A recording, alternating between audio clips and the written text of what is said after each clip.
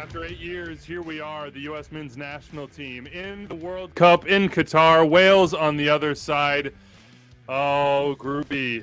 We saw a result this morning, England 6-2 against Iran. This is a massive game for both Wales and the U.S. This is our MLS Club and Country Watchalong show from the AT&T 5G virtual studios. I am Andrew Wiebe in full Clint Dempsey regalia.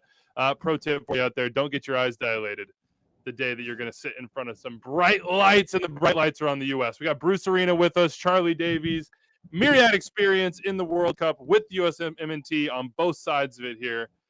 Guys, my heartbeat started pounding just a little bit harder. It was just a little bit noticeable at first, and right now, Charlie, I got the tingles, man.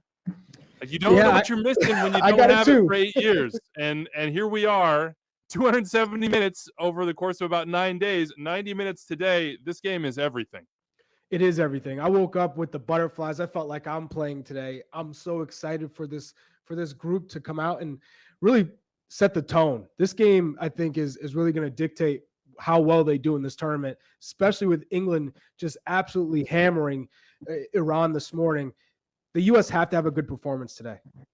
Bruce, how does a World Cup match day actually feel? We are feeling it from afar. We're sort of tapping into these emotions, but we haven't actually felt them ourselves. You've been there. How does this feel for Greg and the boys? Well, they've waited a long time for this, and you never know with a young team how they're going to react to kickoff. And I think after seeing England play today, they might be a little bit nervous because they're likely going to lose any kind of tiebreaker, so they got to get out and get 3 points today. Yeah, the scenarios get complicated if you don't get 3. Iran, look, bravely taking the field today, doing and saying some things in the lead up and during the national anthem in support of their people back home, but not having the performance. Wales will get them next. U.S., of course, will have England. If the U.S. lose, Wales get 3 points. They get 3 against Iran. It could get really complicated. Here's the lineup, Charlie, for the United States. Matt Turner in goal. Jedi, Ream, Zimmerman, Dest, left to right along the back line. Tyler Adams is your captain, your D-mid. The players voted on that. They decided Tyler was their man. Musa and McKinney in the midfield. MMA, Pulisic, Sargent, and Weah up top. That is 11 World Cup debuts for these guys, Chuck. Is this what you wanted to see? Any beefs here? No, I'm particularly excited about Tim Ream getting his opportunity, given so many injuries on the back line with the center back position. And then he's been playing. He's been performing well for Fulham, and he has that great relationship with the club. I think that can also look to help this back line as you look, on your backside, your weak side cover. Ante Robinson also can provide that assistance for Tim Ream, who lacks a little bit of pace, but he's great on the ball, and he's our best ball-playing center back that we have. Yunus Musa, the youngest World Cup starter of all time for the U.S. It's the 4th youngest World Cup 11 ever. The other 3, all in the 1990 version. Kickoff is off. You cannot watch the game here, so tune into Fox, wherever it is, Telemundo, however you're watching. We're here to watch with you to get the insights of one of the legends in U.S. soccer, and Bruce Arena, as well as one of my favorite people, Charlie Davies, as well. Bruce, here is that Wales 11, Hennessy in the back. That is we're calling it a 3-4-3. It'll play different ways, but Davies, Rodon, Mifam, and then Ampadu in midfield with Ramsey, Nico Williams on the left, Connor Roberts on the right, Wilson, Bale, and James up top. How do you think Rob Page is going to approach this game, Bruce? Well, the history of Wales in qualifying is they play out of a low block and look to counterattack, and I think they'll try to utilize the quickness they have up top a little bit with obviously Bale, but James is quick, the player at Fulham, and it's interesting he's matched up against some of his teammates, so it'll be an interesting matchup. I think they're going to go after the pace of Ream a little bit, so it'll be interesting to see how they get out of the gates early in the game. We are monitoring the YouTube chat. I'm looking at the Twitch chat as well, so if you have questions, comments, predictions for this game, let us know. Anything for Bruce, anything for Charlie, we're here to answer it as we watch and experience this together. It's been 8 years for the U.S. It's been 64 years for Wales, 1958, the last time that they were in the World Cup. Of course, a successful run at Euros 2016, all the way to the semis, and then 2020 got to the knockout rounds as well. So they have experiences in big competitions, experiences getting out of the group stage. Well, here's the U.S.'s best chance to get a goal today off a set piece. And clearly they're going to be sending Zimmerman up top They've got some decent size physically with Ream and Zimmerman and Sargent. So let's see if they can get at the end of this cross here and be dangerous. McKinney, another one to look at. Right flank right now, just outside the 18, probably 30 yards out. Going to whip this right across the 6, you would think, and then swinging ball. We'll see who takes it. Hennessy setting up his line. Charlie, what do you want to see from this set piece? Just clear that first defender. Give your team a chance to get on the end of it. We saw in World Cup qualifying a lot of set pieces not be able to clear that first defender, and then they're useless. You're not giving your team a chance, especially at the back post with Walker Zimmerman, who likes to float to that back post. Yeah, Christian needs to serve a better ball there. A lot of setup, kind of low and into the wall. Not much doing there for the U.S. Opportunity wasted. Daniel Proctor, what's up, man? 2-1 USA is his prediction. We've got folks from Brazil in here. Got folks from England. Someone from Argentina sending you love. From Argentinian in Mexico sending you love, Bruce. 2-1 is the prediction we see in the chat. What do you guys think? Bruce, how do you see this game going? You think the U.S. is going to win, draw, lose? Please don't say lose. 2-1 would have been the score I would have picked. I won't be surprised if it's 0-0 or 1-1 after 90 minutes. But I think just critically important that the U.S. gets at least 1 point today. Charlie? I'm going 2-1 U.S. How did you prepare? How did you sort of preach, if you did at all, Bruce, to your teams about this first game? Because the percentages are clear. If you don't get a result in game one, it's very, very low odds you'll get through. If you get a draw, it ticks up just a little bit. But if you win, it's up in the 70s or 80s that you're going on to the knockout rounds. How did you communicate that to your teams Sure. in 02 and 06? Both World Cups. In 2002, we were very aggressive from the start against Portugal and jumped on them and had a 3-0 lead. Against the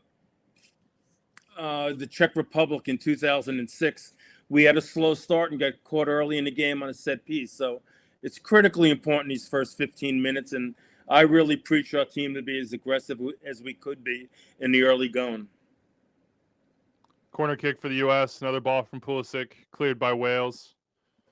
I think this is the way this game's going to look. You see Wales with 7-8 players behind the ball, looking to find Bale up top on a little bit of a counterattack or utilize the speed of James as well. I think and you can throw away formations right now. If the U.S. is going to be keeping possession of the ball, Wales is going to get in good spots behind the ball. So right now you see Bale up high as a lone striker, and you see 6 or 7 or 8 red shirts in good defending positions.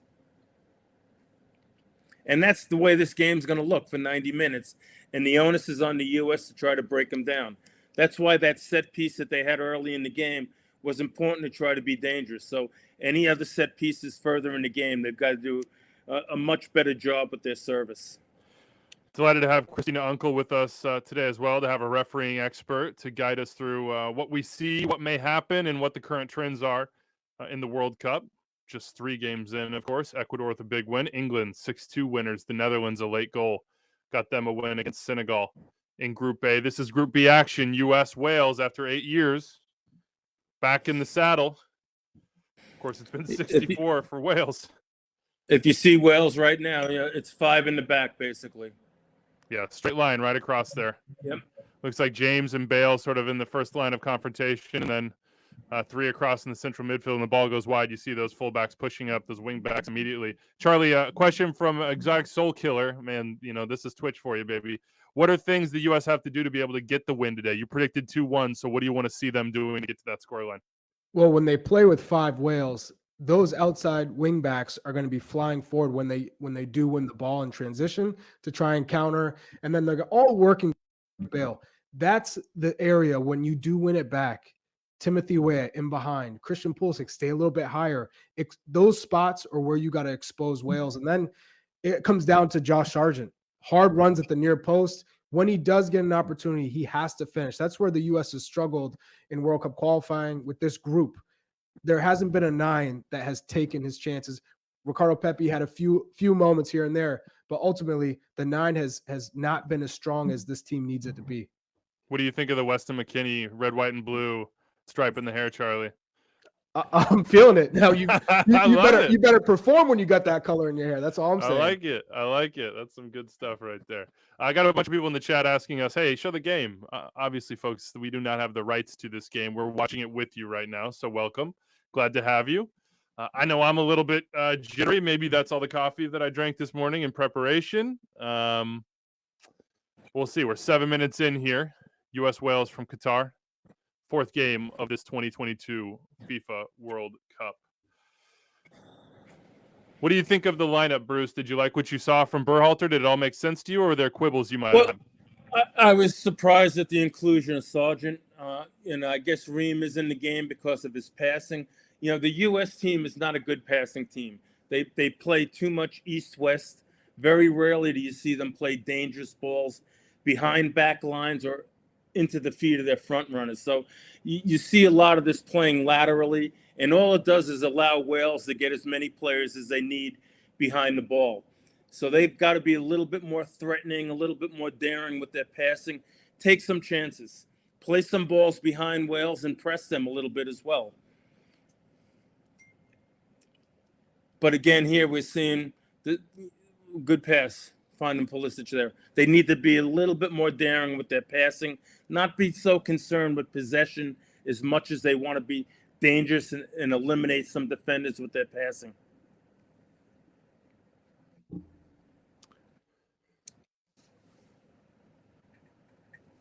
Yeah, Wales is not going to be in a position where they want the ball actively. They're going to be in the position they want to use space actively, as opposed to that have the right timing to pick up And possession. let's face it, a point would be great for Wales because the next game they have Iran, almost an own goal there. Good save by the keeper. So Wales is going to be patient just to sit back and try to get a point. Woo! The U.S. gets a goal early in this game, and there it is. Great chance by Sargent there. And Charlie's right. Sargent's job is going to be to run in the 6-yard box. Oh! So at the outside of the post from Sargent. Good ball from the left flank in the channel. U.S. with pressure on. Turns over Wales. A lot of die jobs in the crowd from Wales. But it's finally you're seeing the ideas that we had hoped. Timothy Weah getting into that channel. Sargent near post run. That is something to build on. Oh! Set the tone. Oh, man.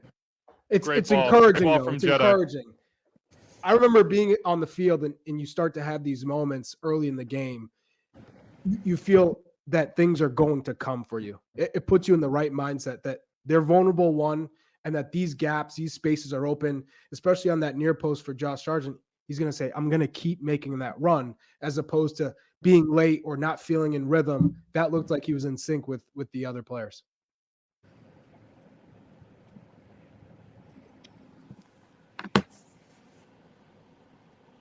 What is the night, the day? What is the vibe like and obviously we're not in this camp. We don't know what this one is like. But what is it like, Bruce, leading up to a World Cup?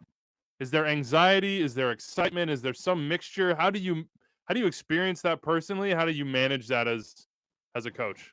Well, I think in this camp with a lot of young players, there's a lot of excitement. And in all honesty, I don't even think they're nervous. They're a confident group of players, and a yellow card by Dest there, which will be dangerous as this game goes on because he's going to be matched up against James an awful lot. But the players are excited, no question about it. If they're nervous, that's all part of it a little bit. But as long as they're confident and excited, good things can happen. I don't see how that's a yellow card either, Bruce. I feel like 10 minutes into the game, it looked like almost a 50-50 challenge. He was a little late. Well, the teams are warned that player safety was going to be important here. And in the early going, it's not good playing in the second day of a World Cup because you really don't know what the attitude of the officials are.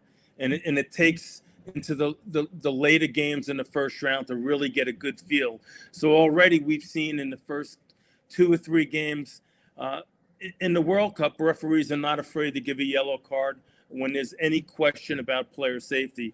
And I think that would be an example of it there. We've got Christina Uncle with us. I'll just shout out to Anders here on the back end, who's our capable, awesome, juggling many things at one time producer that we will bring her in here in just a second to talk about that yellow card as well, about the trends and the directives we've seen so far at the World Cup. So if you have any comments about refereeing, if you see a play you want us to take a closer look at, let us know. But an early yellow card to Serginho Dest. I gotta agree with you, Charlie. I don't see that. I don't see that as a yellow either. Not much contact there. Yes, a little bit late, but Well, I here's think McKinney I'm a going little to it ahead. again. Boy, quick with the yellows. Weston McKinney on a yellow. Yeah, I think, well, that's a yellow card. That one's legitimate. He's following through and Yes, getting that is the player. that's a yellow card. The old sweep with the Oof. back leg. Yeah. Trying to set the tone here are the U.S., but two players that are going to have to perhaps defend in transition. And thinking ahead, the next game's going to be challenging as well, and you already have two key players with yellow cards. So, there's a lot of difficult moments ahead for those players. The U.S. is playing a pretty high line here on a free kick. The referee's warning Berhalter about talking. You never know early in these games how the officials are going to call the game, but already the signs are there. Player safety, coaches shut up on the sidelines. We'll take care of the game. All right, let's bring on Christina Uncle here to give us a little bit of insight as to what we're seeing so far in this match, as well as what we've seen in the tournament. Christina, what do you think about the first yellow card? I don't think we're debating the second yellow. And then what Bruce is saying about player safety.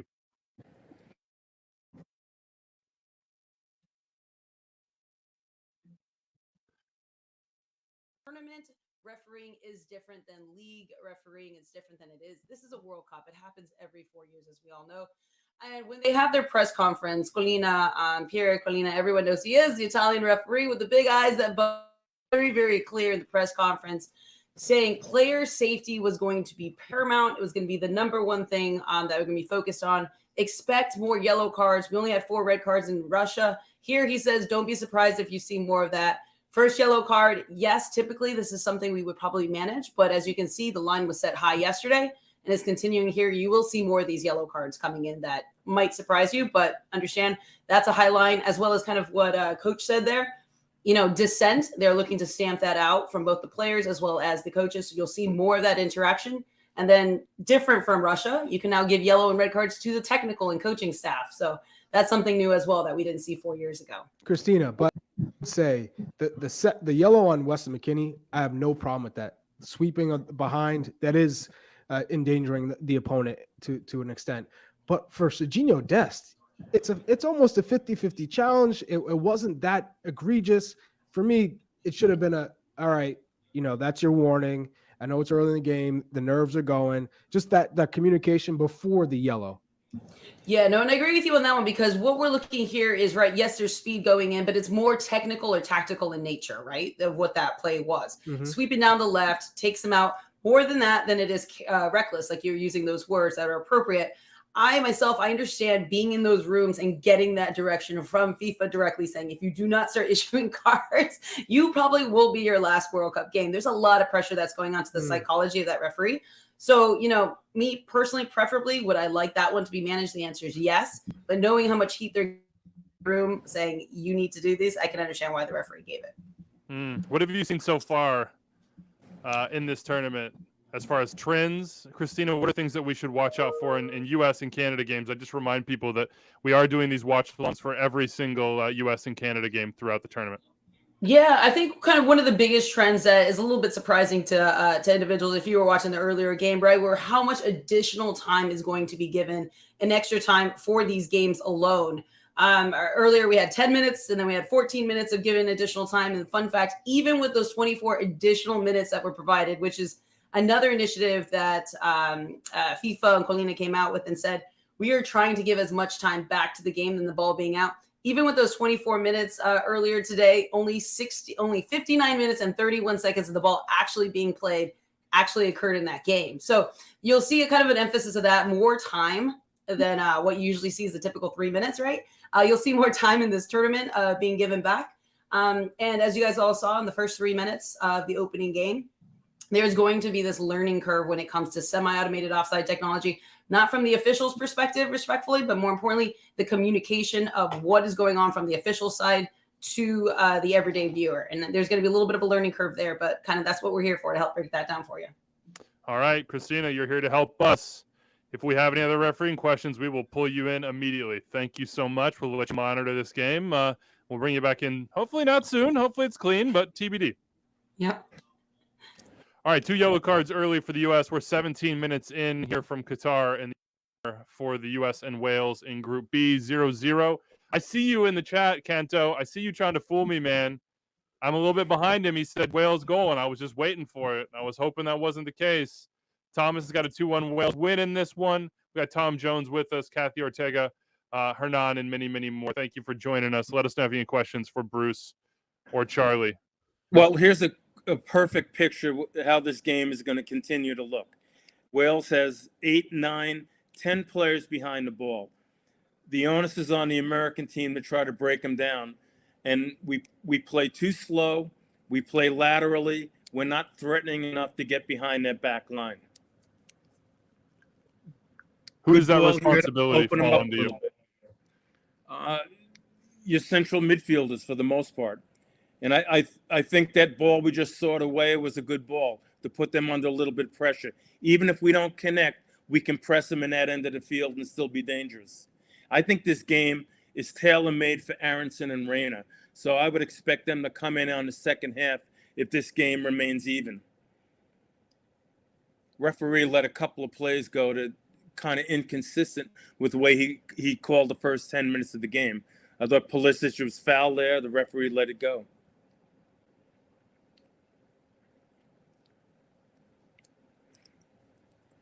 Not always a fun game for attacking players. Would you agree with that, Charlie?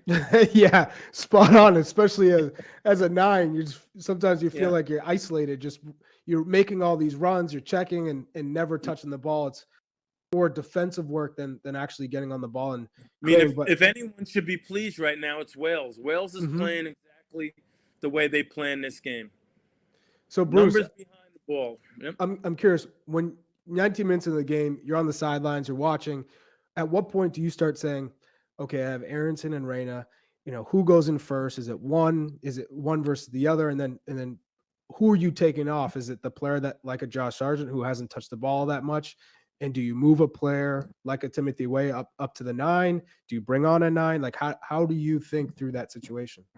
I think you need to bring on a more of a target player as a 9 in this game, because you're probably going to score for crosses. You need a little bit better 1v1 play out in the flanks. Not that Weah is not good at that, but that's Reyna's cup of tea.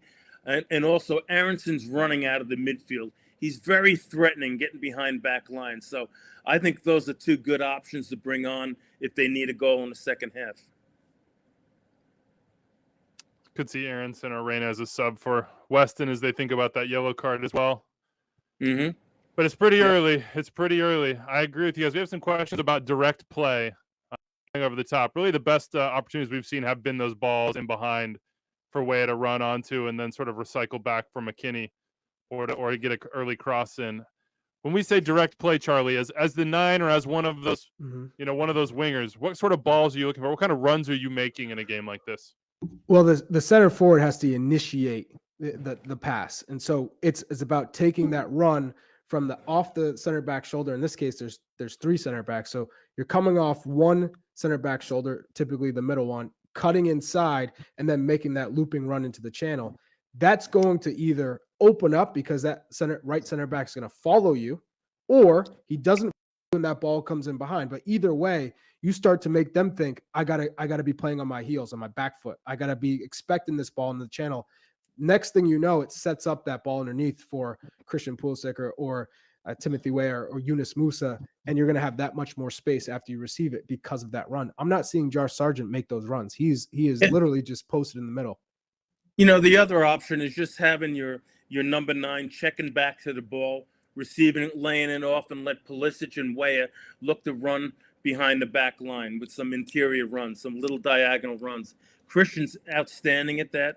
Reyna's good at it. Aronson's good at it. So those are potential runs that can break down this team. And Bruce, I think you're spot on with the balls to the feet. The nine, whoever's the nine has been, typically when the ball does come to their feet, they lose the ball. They haven't been strong enough in holding up the ball. You don't have a Brian McBride up there to keep one, if not two center backs from getting in possession. Right, but if you look at this game right now, there's a perfect picture. They've got to break down 9 players. Mm-hmm. That's an excellent run by our left back. Those kind of runs from deep positions to threaten back lines are going to be dangerous. So Pulisic comes underneath, gets the ball, runs at it, and Robinson's threatening with his run. I think you can see the same thing on the other side of the field with Dest getting forward as well. And there's always a possibility with the yellow card on Dest that they'll bring in Yedlin in the second half, and Yedlin's pretty aggressive getting forward as well. Maximum 6 subs for Greg Berhalter to use depending on the circumstances. 5 would be the other, but you have an additional quote-unquote free sub for any concussion issues, which we've already seen in this tournament in the England-Iran game earlier this morning. 6-2 result there. Charlie, what did you see from that game? And I think more generally, as we think about the U.S., what does that mean for the U.S. going forward to see England get 3 points early, as expected, plus 4 goal differential? We know the U.S. has England next and Iran to finish out the group. I saw a dynamic England team. Iran, they folded. I think the first 30 minutes or so, they looked pretty strong. They were focused on defending. They weren't threatening, and they were fine with that. But then England started to get into a rhythm and understand how Iran was defending. And it took just a moment for Saka finding Shaw. Then Mount had an opportunity, hits a side netting. They hit the crossbar with Harry Maguire. It started to grow in more confidence. And then it took 19-year-old Jude Bellingham to really open the floodgates. Once he scored, you could tell the pressure was kind of just gone. It just evaporated from England. And then they were just incredible. I mean, how many players do they have from Saka, Bellingham? You have obviously Harry Kane, who in this game was more of a facilitator instead of a goal scorer. So you have Marcus Rashford coming off the bench. It is a dynamic team. And I think that makes this game even more important that the U.S. gets. Oh, don't do it. Okay. If you think about if this game ends up in a draw, that could have been a card there. That's more of a yellow card than maybe the last two. If the U.S. walks off the field with 1 point and Wales goes against Iran in the next game, it's going to make it really difficult for the U.S. team. So it's important that they get 3 points in this game, and it's going to be challenging. This game has 1-0, 0-0 written all over it right now. What does it say about, I mean, this is who Wales are in large extent, but what does it say about what Rob Page thinks of the U.S. that, his idea of the best way to sort of counter what the U.S. want to do is to sit back and force them to break them down with tight lines? Well, I don't think Wales has changed anything that they've done through qualifying and that's fair. Over the last. This is the way they play, and they're good at it. To give them credit, and if they get 1 or 2 opportunities with Bell or James, they can stick the ball in the back of the net. So the U.S. they can't be real patient with the ball. They got to be a little bit more threatening, put them under a little bit more pressure. Let the Welsh defenders face their own goal once in a while. Right now, they're facing every play on the field. It's really easy for them to defend because the U.S. plays across the field. They don't play behind them. They're not threatening enough with their passing and their runs. And just to go off of that, Bruce, watching England, they showed some vulnerability with Iran. Oh, yeah. In behind. And that's where I think the U.S. can thrive if they set up their tactics right. Defend well, and then when that space is open, be direct. No more side to side. That's not what you need against England. You need to have much more north-south into the channels and be aggressive. When you get that opening, go. And then you got to deal with England on the counterattack with Harry Kane coming underneath and playing players behind the back line. So that's going to be a difficult game, but let's see if we can get through this one. One step at a time. Now, there is a little bit of an interesting anomaly for the U.S. In the last 5 games at the World Cup for the U.S., obviously going back to 2014, as well as 2010. There was a goal in the first 10 minutes by somebody. You'll remember Clint Dempsey's early goal to open up the 2014 World Cup and many others. I mean, there was just a trend of goals changing games early. That hasn't happened in this game. We're scoreless through almost 27 minutes here. Wales, U.S., 0-0. England with a 6-2 win earlier in the day. 3 points for them in Group B. Iran, -4 goal differential, no points. Wales has Iran next, as we just discussed. You know, when a coach prepares for the first game of a World Cup, it's much more difficult than games 2 and 3 in group play, because in games 2 and 3, you've already seen your opponent play in the World Cup, and you have a better feel for them. In this game, they don't. And however, Wales is still playing the way you probably would have anticipated. And I'm a little bit surprised that the U.S. has not been a little bit more aggressive in attacking the five-man back line of Wales.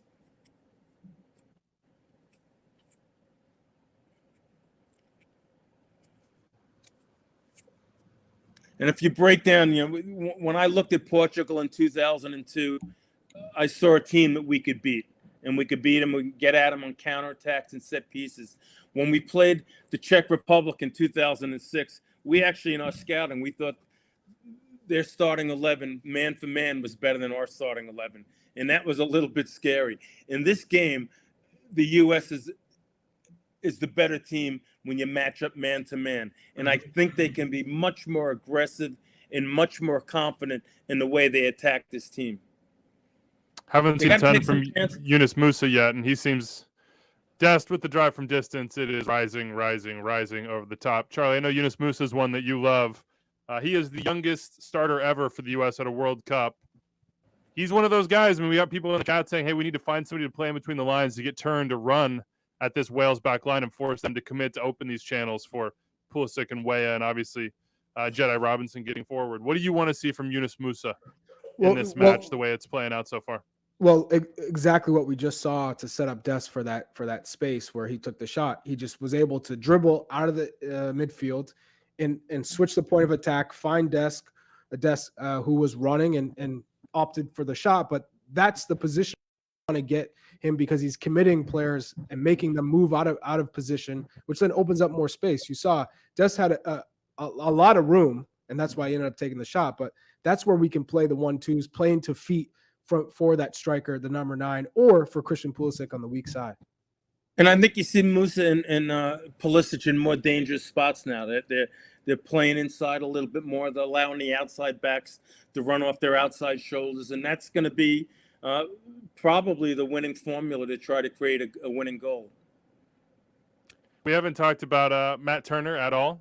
No surprise there yet. Bruce, Wales really hasn't found an opportunity to get out on the break. Obviously, you know Matt well. His story has hit the mainstream, as they say. We MLS and U.S. soccer nerds have known it, have loved it for a long time. Matt Turner starting a World Cup match. That is, in a lot of ways, given his history, that's pretty incredible. What do you think when you hear that sentence? Yeah, it's a great story. And, you know, he works hard. He's a really bright guy. I was personally very surprised at Greg's selections for the goalkeepers for this U.S. team. And, you know, showing the kind of confidence he has in Matt Turner is absolutely incredible. I'm not sure anyone thought that this is the way this was going to go. Would you agree with that, Charlie? Yeah, I would 100% agree with that. Zach Steffen has been his keeper for club. He's playing, you know, at Manchester City. Kind of told him he would make a move to get constant playing time, where he went to Middlesbrough, did that, but then was not even selected in the 3 keepers that you're taking. So to me, that just signals he's not okay with being a number 2. And if you're not going to be supportive and be a teammate, which I find hard to believe, that if you have a conversation, you say, hey, I did what you asked of me. I understand I'm not your starter, but I'm going to be behind Matt Turner and support him. I just don't see Zach Steffen being the guy that's like, don't bring me then. But either way, it was a surprise. Well, my experiences in this are pretty similar to what you're saying. In 2002, I had to select Brad Friedel over Casey Keller, and that was not easy on Casey.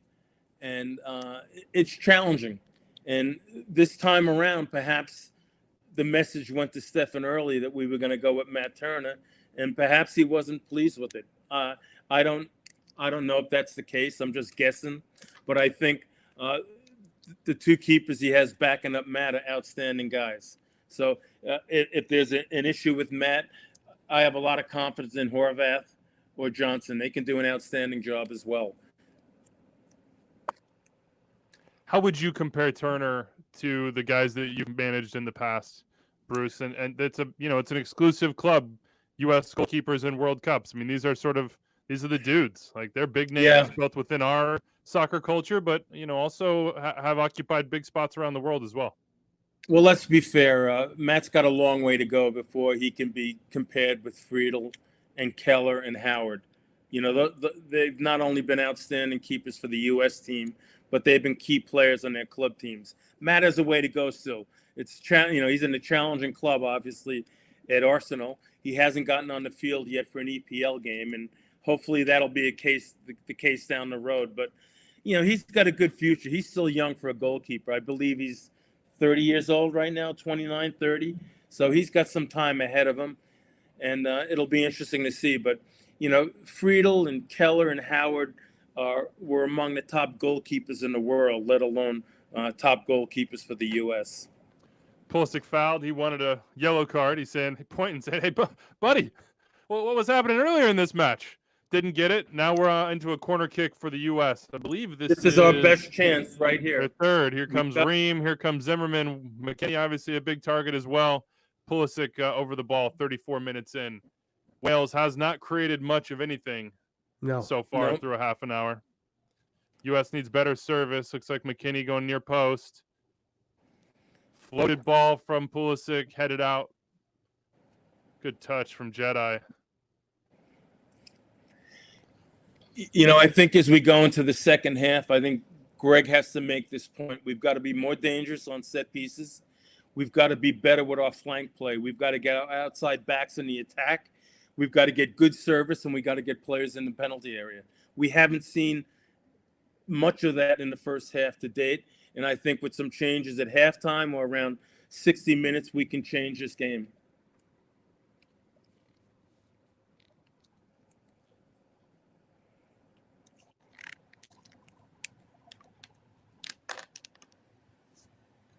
Nothing wrong with that. Good to see Adams is looking to play behind the back line. A good run by Weah. The passes and what we needed. Charlie, you and I argued on the most recent extra time when the captain wasn't decided that Tyler Adams should be the captain. His teammates agreed with him. It's been a rotating armband previously from Greg Berhalter within this group. Tyler is the captain for the World Cup, full stop. What did you make of that news? And also the fact that it was sort of a communal process involving everybody. I wasn't surprised at all. I mean, the first camp that Greg Berhalter had. Great goal. Great. Beautiful. Bruce is ahead. Let's go. I'm ahead of you. Pulisic driving goal. forward. Timothy Weah. Right footed outside of the boot. Let's go.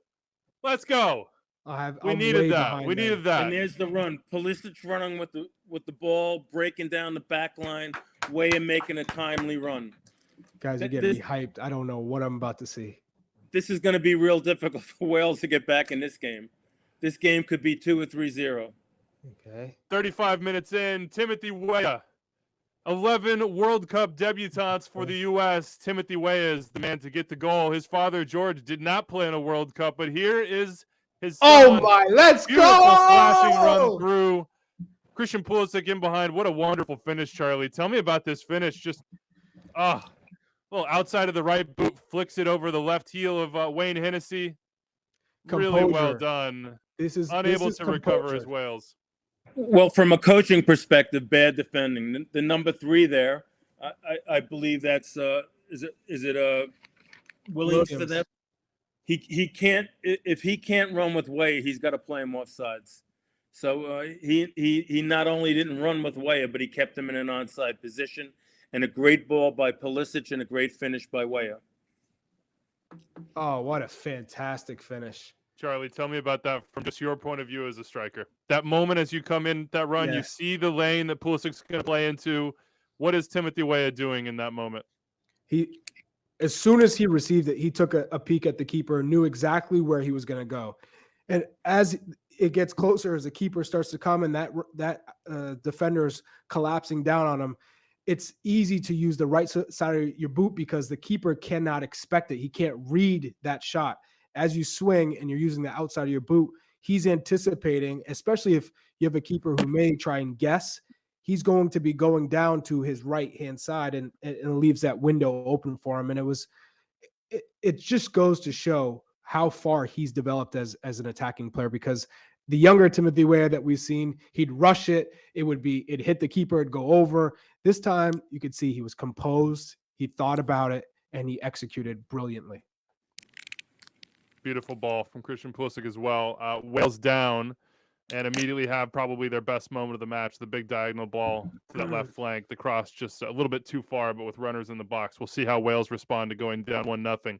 U.S. up in their first game at the 2022 World Cup, back for the first time in 8 years. A crucial match against Wales. England 6-2 winners this morning. U.S., of course, on Black Friday, the Friday after Thanksgiving. They're going to have England, Iran to finish. Getting 3 points here would be absolutely massive to set the tone for the group. We know the percentages.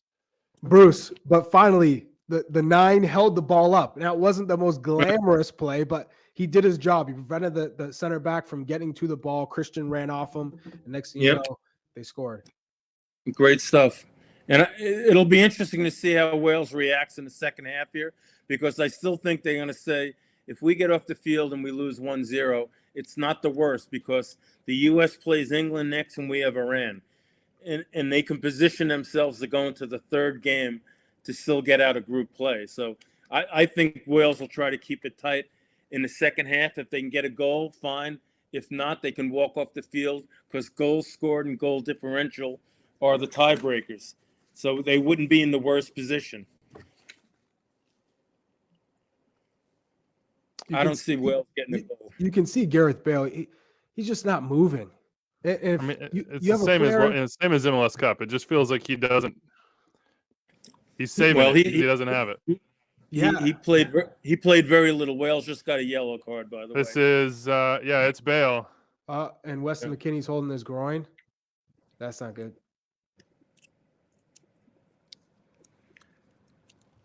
From the little I saw Wales in MLS, he didn't seem like he was very fit, and I'm not surprised if his minutes are going to be limited in this World Cup. A little bit of contact to the back of the leg of Musa there before Bale gets the ball. You can see why he was so incredulous there, but there was contact to start. He is that tackle from behind. So I think that card's consistent from what we've seen so far in the game. Yeah, it is. You can't argue with that. Yep. And I see Weston. He keeps grabbing and grimacing at his groin. It'll be interesting to see if he can make it to halftime. And then I would assume big, obviously, for the substitution window perspective. Mm-hmm. Boy, Jedi's had some really good opportunities to get in crossing position so far, and now Jedi's sort of dragging a leg. And rankings of internet connection / cable access, it's Bruce Arena 1, me second, and Charlie a distant third right now.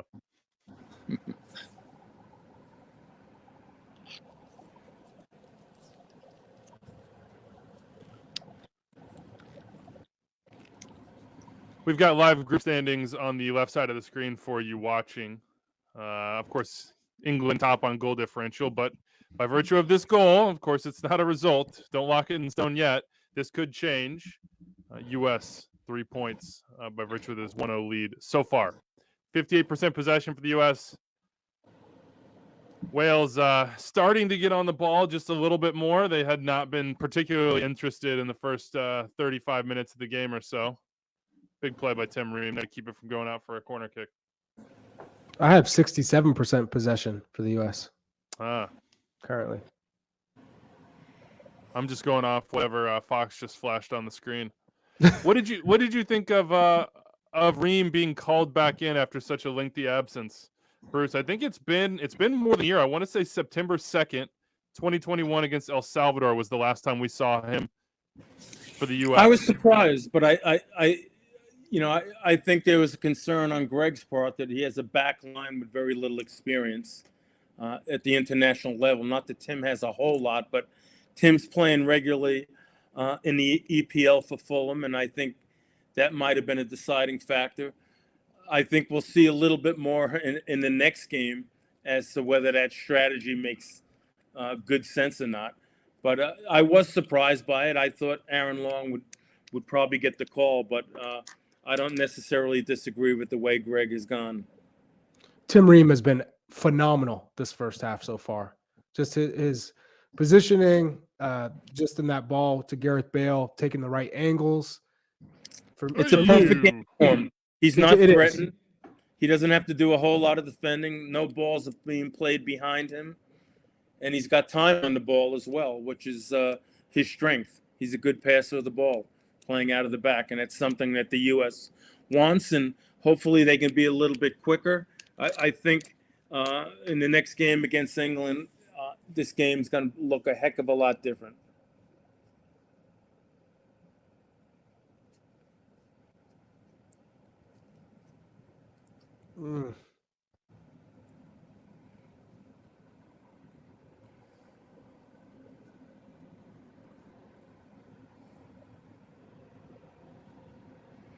Yep.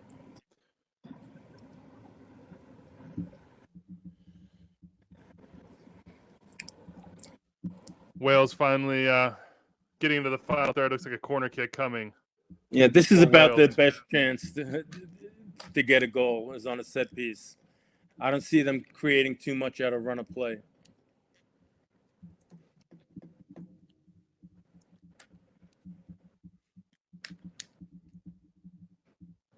As we saw in the MLS Cup, Bale's dangerous on balls in the air. What'd you think of that moment, Bruce? Charlie and I were standing on that side of the field. We were both. I was like, "Hey, look, Bale's he's dragging a literal furnace behind him. Like, this dude can't move. But when you just got to take 5 steps and dunk, he was ready for it." Well, I think Philadelphia's kicking themselves still today because they could have easily walked off the field with the MLS Cup. So I'm sure they're disappointed, but give Bale a lot of credit. It was a great goal. Do you think Gareth Bale will be back next year for LAFC, Bruce? What's your gut say? I don't believe so. I think this is it. This is it for him. Bale. Yeah, I think so. Good golf courses though in LA. You took it right out of my mouth. Took it right out of my mouth. You got you got to play year round. Yep. The family. Exactly. Maybe I should move to LA. Yeah. Spend some Friday nights, Saturday afternoons at Shellbacks. Just have a good old time. And I think he has enough money to live on what MLS is paying him. Since he bought an island for his agent, I'm sure he can afford to live in LA for another year. Islands, a dime a dozen. Just all sorts of islands available for purchase out there. You just gotta know the right people. Yep. U.S. just has to get in the locker room, get organized for the second half. I don't think they can play the goal differential game. It's going to be real difficult to catch England in that regard, but they just need to walk off the field with 3 points. Where the results game is the most important for the U.S., obviously. Let's see. The last win for the U.S. would have been in the World Cup. Would have been Ghana, right? John Brooks with the goal because Portugal got the late goal to prevent that one, and then obviously the Germany, and then Belgium in the knockout round at 2014. So I think Ghana would have been the last World Cup win for the U.S. We're a little early to be talking about that, but we are going to slow it down with all that jinx talk. I'm just throwing back. I'm just history, man. I'm just giving the folks at home a history lesson. That's all. 4 minutes of stoppage time. Didn't get like the 10 to 13 minutes. Also didn't have a horrific collision with the goalkeeper and a long stoppage there. Christina Uncle will be with us at halftime once again to let us know how she thinks the refereeing has gone in this game. I know what the chat thinks. The chat has not loved it. Ferris Wolf asks, love the glasses inside. Look, man, I'm an idiot, and I went and got my eyes dilated this morning at the eye doctor. Did not consider that I'd be sitting in front of large lights for 3.5 hours. Oh, So now stop it! You were at Power and Light all morning. you, Charlie, come on, man. I got 2 small children. I was taking kids to daycare. Let us know if you have any questions for us at halftime. We'll try to break down what we've seen so far and look ahead to the second half. Joe Weezy says, come to LA, Wiebe. 2 MLS teams, always a game during the week. Yeah, man, and I love playing golf. So that could work for me. Maybe me and Gareth need to get on that same work-life balance. I just don't have a budget for an island, unfortunately. There's another yellow card in the game. Memphis picking one up on the foul on Pulisic. Yeah, That's a good card. Christian's been he's been setting up that for a while. Hey, come on now. Go both ways. He's been, not to take anything away from Weah, but I think Pulisic has been the most dangerous player for the U.S. So the most agreed. productive player, perhaps. He's starting to run with the ball, breaking them down. He's had a good last 30 minutes of this first half. Yeah, Chris Mepham clearly had him grasped. How did Bruce? We always hear about how the World Cup changes players' lives. How did it change your life in 2002? Well, it got me a job for another 4 years. I think that's the test for everyone, a player, a coach, to see how you can size yourself up against the best in the world. So coaching in World Cups is a great opportunity. Playing in a World Cup is a great opportunity. Officiating in a World Cup is a great opportunity. So it's something that you enjoy, and your reputation follows out of World Cups. And I think for players, you're going to see in the January transfer window, a lot of things are going to happen. I think for coaches, they're going to be making moves as well. So it is the best of everything in our sport. So people just thrive to have the opportunity to participate. This is going to bring up a point that I think Wiebe keeps going back and forth about. Should a national team coach have more than one cycle, in your opinion? I know it's very difficult to carry it over for a whole nother 4 years. Do you think that it should be changed every 4 years, or a guy like Greg Berhalter, who's young, he's got a young team, that he should be able to run it back if they do well? I think every situation is different. I think the coach in Brazil has been there. Is this his second cycle or third cycle in Brazil? I don't even. I think it's his second cycle. Yeah, and that's probably the country with the most pressure. Mm-hmm. And that would be an example. And obviously the English coach, it's his second go around. I think every situation you have to judge on its own merits. So I don't think there's any clean answer to it. For the U.S., there's going to be a big difference for the next cycle we're hosting. And the pressure is going to be enormous. So the selection of the coach and how we go about our business over the next 4 years and preparing for that World Cup is going to be very important. So there's a lot of tough decisions ahead.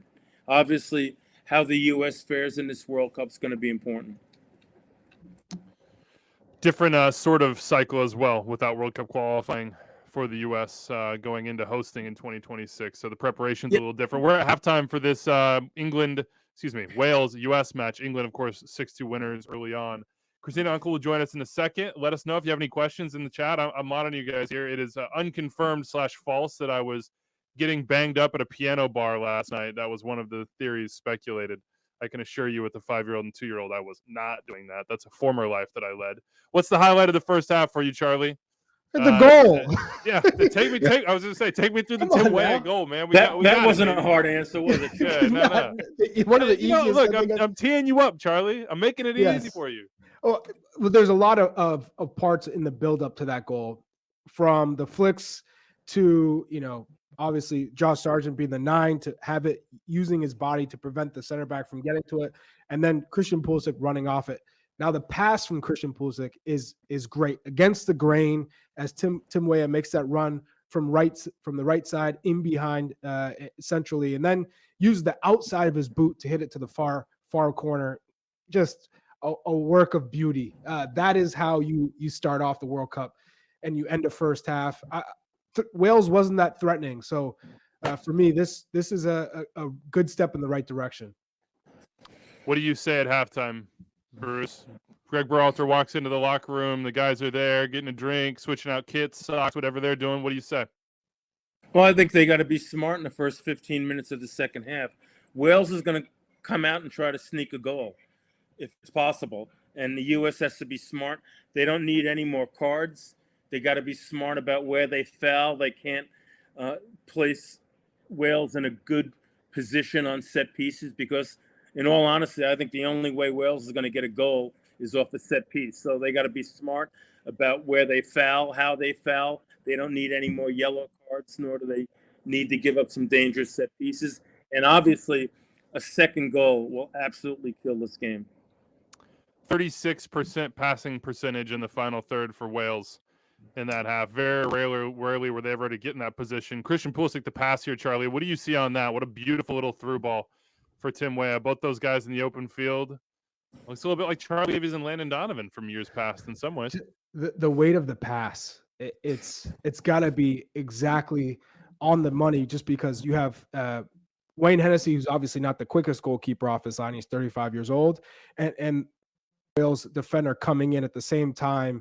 It's got to be just the right pace because either way, it's going to be cleared out. And then for Timothy Weah, you see the timing of the pass also just phenomenal. And he doesn't hesitate. He knows exactly where he's going. He took a look at the keeper, kind of leaned a little bit and was able to hit with the outside of his boot. That's what was so special about this goal.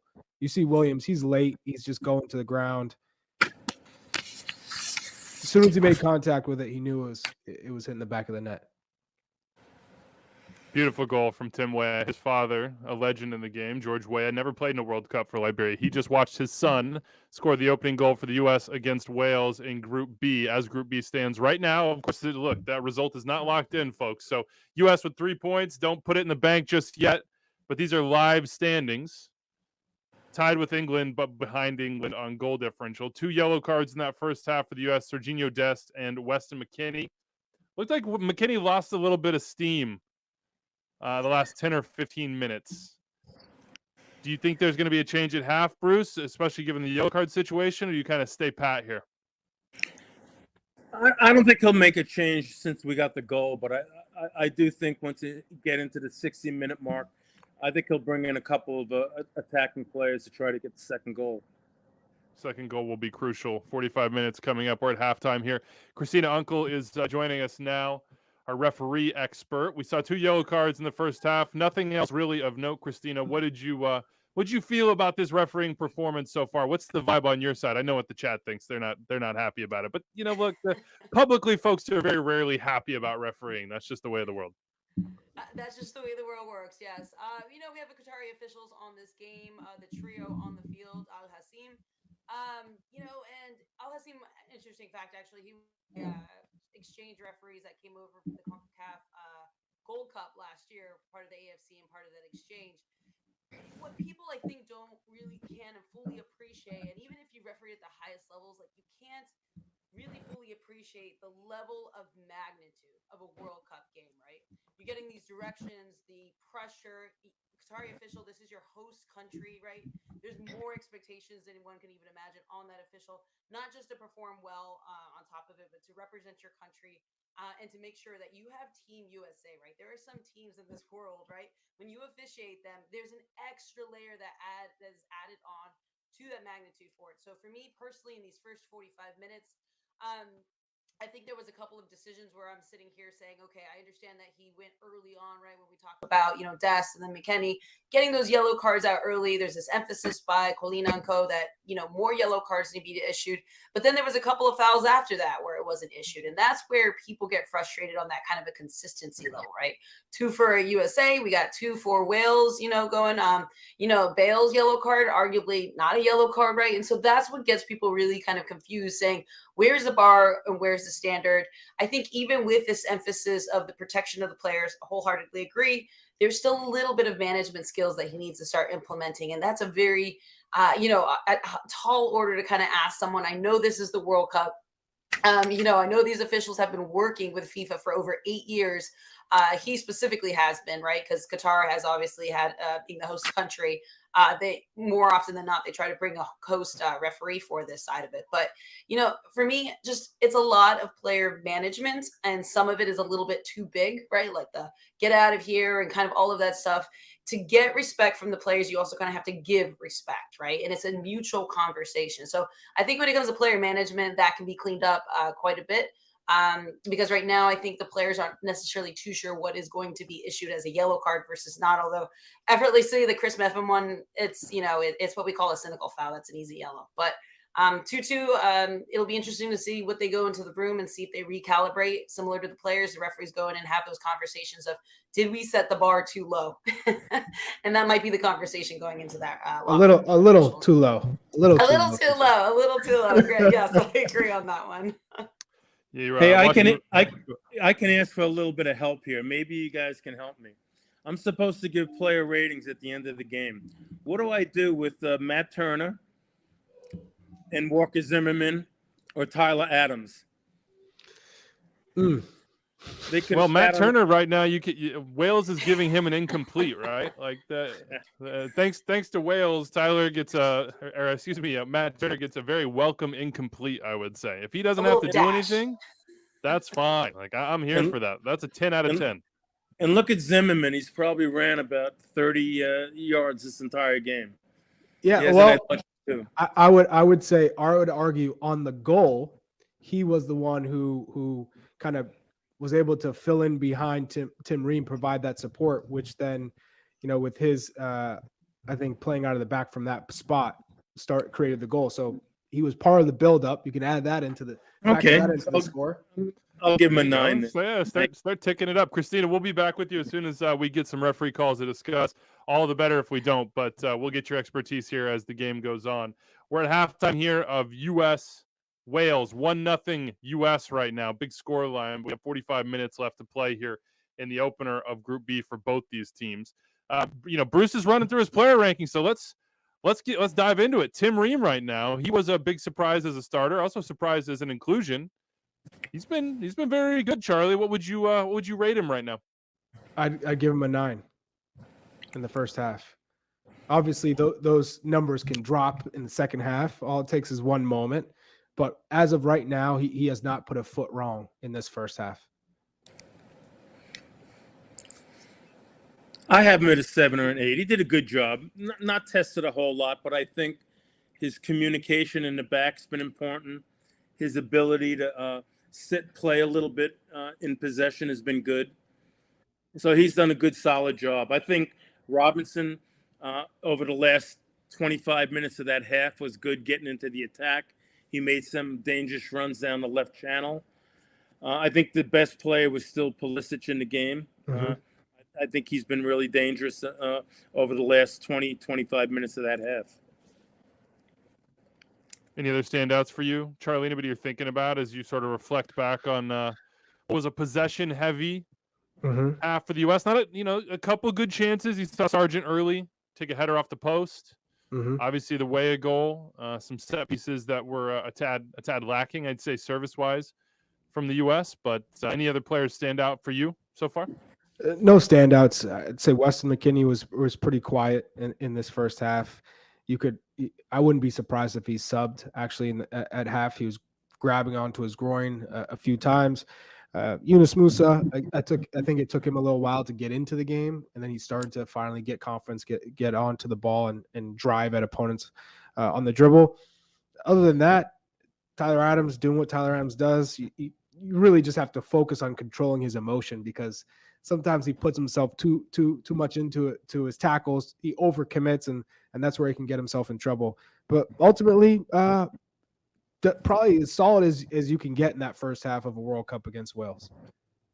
So now what, Bruce? What's Greg want to see in the second half? I mean, you mentioned it's not exactly groundbreaking commentary from any of us. You want the second goal, but you got to find a way to get it. Well, they didn't have a great half. I mean, they were solid. They didn't pass well enough. Their movement off the ball needs to be a little bit better, but they still need to be smart. They can't concede a goal. If they're good and smart in the first 15, 20 minutes of this half, they'll get a second goal because Wales at some point has to be a little bit more threatening and they could open themselves up. But on the other hand, I think if Wales walks off the field down 1-0 with a -1 goal differential, that's saying we have Iran next. That could be 3 points. The U.S. plays England. That could be favorable perhaps to England. And we go into the third game with a chance to advance. So who knows, but I don't think Wales is going to open themselves up to start the half. So the U.S. has to be smart. And I'd repeat again, they don't need any more yellow cards, and they got to be smart where they foul. And they just can't open themselves up for anything that could be dangerous on the part of Wales. Charlie, The U.S. will which get a second goal, though. They'll get a second goal. Charlie, if you were going to see changes coming, what changes might you see coming? U.S. Mm-hmm. I see Brendan Aronson coming in for Weston McKennie. I see Gio Reyna coming in at some point, whether that is for Tim Weah or for Josh Sargent, because I could also see them move Tim Weah to the 9. I know that's been talked about, so that could potentially happen. And then depending on Serginho Dest, I know he had some fitness issues coming into this game. As a right back, I could see DeAndre Yedlin being put into the game just to be a little bit more defensive minded on that right side. Ferris Wolf wondering in the chat, what happened in 98 between the U.S. and Iran? Iran won in 98 in France. That was a disaster, let's say, for the U.S. Of course, we're here with Bruce Arena and Charlie Davies. Bruce was the manager in 2002 that, I'm going to say, made it all right, but helped us forget. Well, let's call it that. Bruce, what do you think the challenge is here for Greg and this team just in terms of timing? Because you look back at previous World Cups, when you're in the summer, given the way sort of the schedule works from a club perspective, you have time together. This team has had about 8 days together before this match. What kind of challenge is that for Greg and this team to sort of get into a rhythm early? It's difficult, but I think they, with the World Cup being expanded, I think the groups aren't as strong as they typically were, because every group, it looks like the team in the last pot is a weak team, and there's always teams you could look at in your group where you're pretty confident you can get some points. So I think that's helped the U.S. I think, in no fault of the U.S., the last 3 years it's been difficult to play good opponents, so they haven't played high-level teams, and we're only going to see that when they play England next and perhaps advance out of the group. I think that's the challenge for the U.S. I think the players in Europe are in good shape. They've been playing up until last week, so that's not an issue. I think he had a bit of a challenge with the MLS players, getting them ready for this World Cup. And if you can see in their starting lineup, if I'm not mistaken, there's only Zimmerman who's an MLS player, if I'm not mistaken. Yep, just one out of the 11. That was part of the challenge, and perhaps that was his decision-making and why he chose this lineup. We're back for the second half here. Christian Pulisic with a corner kick early on. A sub for Wales, trying to figure out exactly who came out, but Kiefer Moore, the center forward, came in. Big body for Rob Page in Wales. My guess is it's going to be Gareth Bale that is out of this match. Had a yellow card in the first half. Didn't exactly look like he was at his best. No, I'm wrong. Anders in my ear correcting me. Daniel James off for Kiefer Moore. An interesting move for Rob Page. That's interesting. Yep, that takes away a little bit of that pace. Yeah. I think they were just concerned with getting the ball and not having a player who could hold it up and having another threat in the box. Because Daniel James, if defenses are playing, low and their game's very predictable, then he's really going to be ineffective. Because you just saw if he can't get the ball to his feet, he's not going to be able to do anything and into space, especially. So you might as well make the change. Here's more early on. Will ball in behind, holds it up against Tim Ream, and Wales, for really the first time in the match, have any possession of a sustained nature in the final third. Lose it quickly, but Wales has the throw once again. U.S. up 1-0. You can see the live standings there. I emphasize the word live. These are not final. England is final. 3 points, 4+4 goal differential, 6-2 winners earlier this morning against Iran.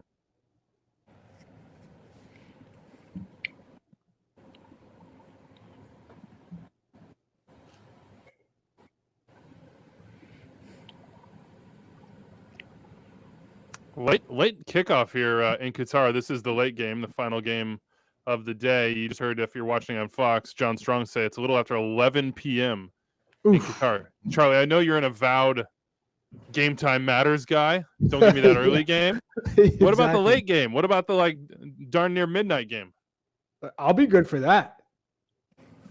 You have all day to prepare. Yeah, it can seem like time. Get a good just- nap in. Yeah, Natural you're DH good. pasta, right? I'll You take know, that all for day dinner. over waking up and pregame meal.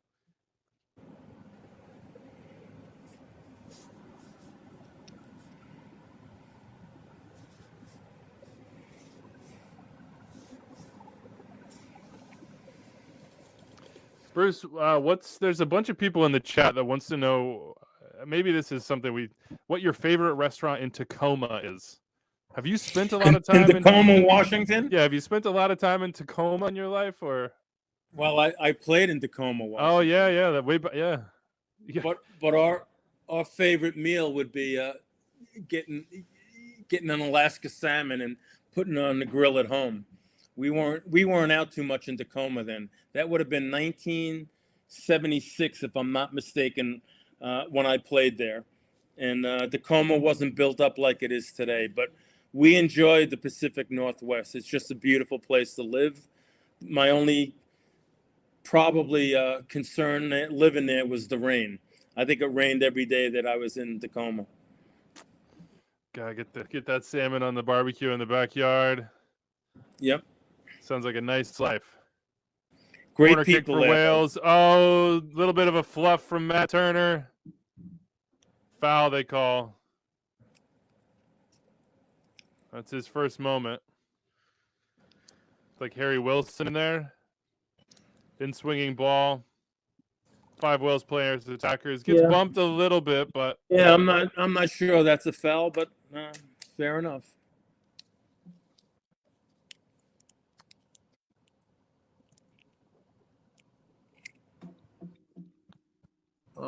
That was well done by Musa. Getting behind their back line. oh, Musa's sort of been the equivalent to Weah in some ways, from the right to the left. A guy that they can find in the channel who's been running behind in 1v1 situations. A little cut back Another there. yellow. Wales defended well. Another yellow card coming up. If you'll see, it's Tim Ream. I must be ahead of you guys by about 10 seconds. Yeah, you are. Tim Ream with the yellow card right there. He's going to have his hands full in the next game against Harry Kane. So that's a card he didn't need. Nope. Grabbing on Gareth Bale, brings down Bale. Yellow card there.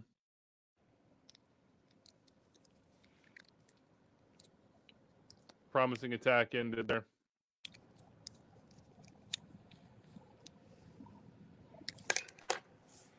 I think Robinson's played very well, Charlie. What do you think?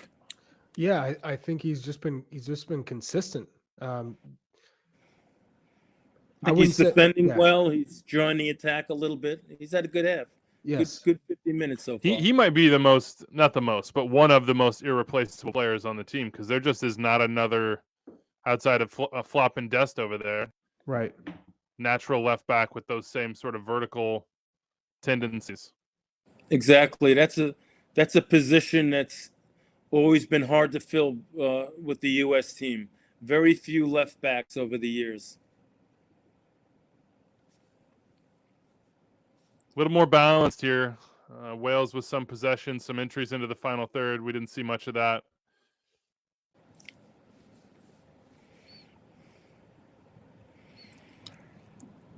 Got to look for those moments when Jedi gets so far forward. You want to see if Wales could somehow find a way to flip it in behind, but so far the U.S. has been able to slow them down in possession.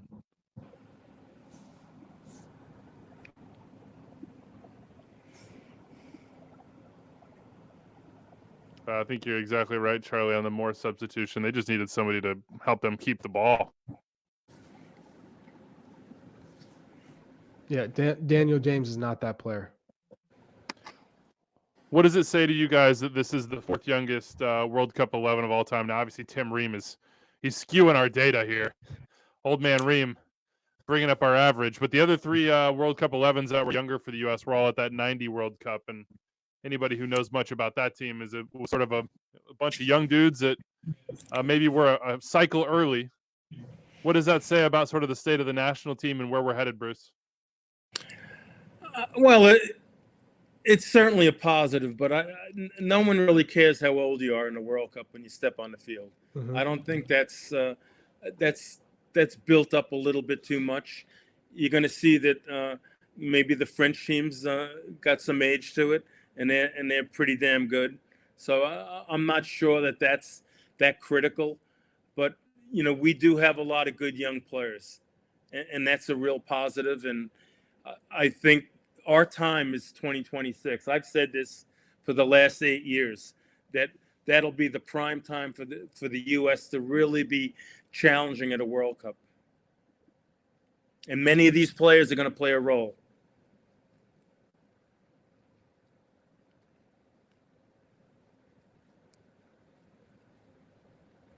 And believe me, I'm not discounting them in this World Cup either. But I think 2026, we're going to really be able to field a very competitive team playing at home and watching these players mature over the next 4 years. Do you think, in particular European, but do you think attitudes about American players and coaches have changed? Without a doubt, no question about it. The American players are playing in the top countries in the world now. Besides MLS, obviously, we have players in the first divisions in England, in France, in Spain, Italy, Germany, Holland. The American player is well respected now. It's not only goalkeepers like it used to be 20 years ago. We have some good young players, and I think we're continuing to develop players. MLS has done a fantastic job in player development, and you're seeing that every year how these players get better. What are you seeing so far, Charlie? We're about 10 minutes into the second half. A little bit more balanced. Wales right now pushing down that left flank. Good deflection by Serginho Dest defending, but some more sustained possession in dangerous areas for Wales. And yeah, Wales had to make some adjustments and be a little bit more aggressive because they were fine with just sitting back and bringing the U.S. into their half and looking to counter through Daniel James. That didn't work, and now they're down a goal, so they have to be aggressive. They have to put numbers forward, and when you have Kiefer Moore now as a big target striker, Gareth Bale can now just drop in underneath him, whereas before he was looking to drop underneath, but Daniel James only wants to run, so you're not keeping possession, and therefore both players want to.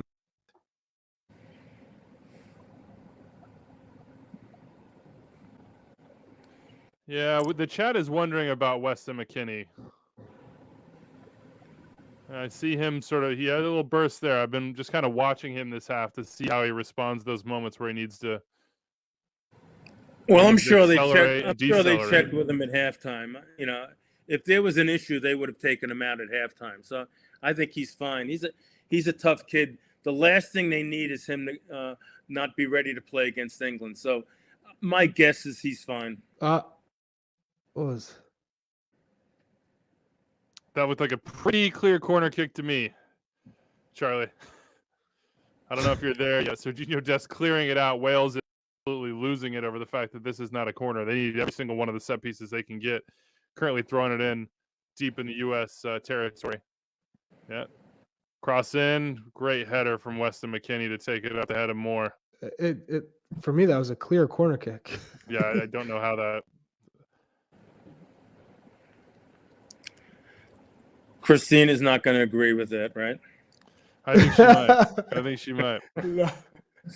Was it clear and obvious? I don't know. It just depends on the perspective, Bruce. Yeah.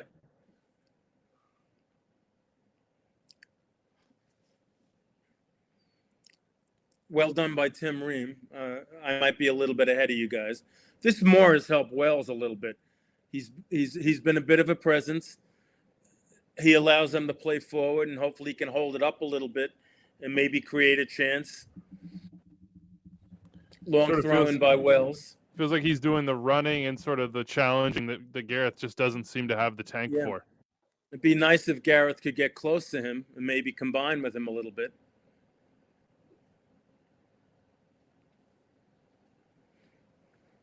Long throw in, little flick. Cleared out. Foul called. Christian fouled as he made the clearance, hopping a little bit. I think as we get closer to the 70th minute mark, the U.S. is going to make some changes. A couple of fresh legs will help. How early would you make a sub at this point as you see Wales starting? I'd make a change at the 60-minute mark. Yeah. But certainly by 70 minutes, they should be making a change. What's the first sub that comes to mind for you, Bruce? I think Aronson, and it could be for McKennie or for Musa. I also think Reyna can come in the game for Weah.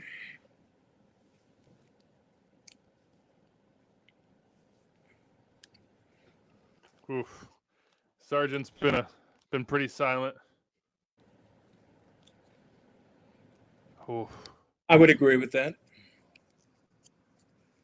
Plenty of time. Great header. Good clearance there. Wales with their first real sustained sort of pressure.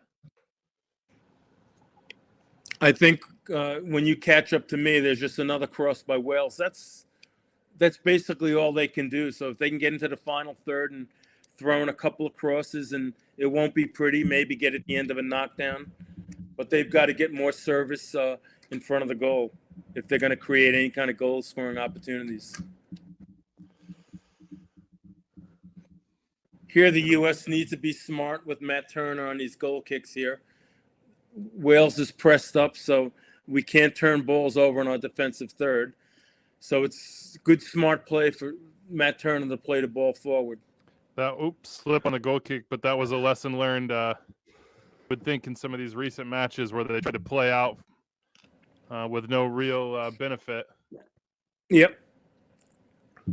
I think there's got to be the right balance, and I know that they're very insistent upon playing out of the back and all, but there's a time and place for everything. And I don't like how much space Anthony Robinson's giving those Wales players to cross the ball. I think he's got to take a step or two closer, just because it makes it easier for the Wales player to pick out somebody. Yeah, everything's coming from the right side if they're getting any crosses in front of the goal. So he can step up and get a little bit tighter. I'm sorry, Jason Beers. He says my 90-second later commentary is irritating. Apparently my connection is not as good as yours. You and Bruce can lead us. Just let me know in the chat when things happen, and I'll make sure to pay attention here.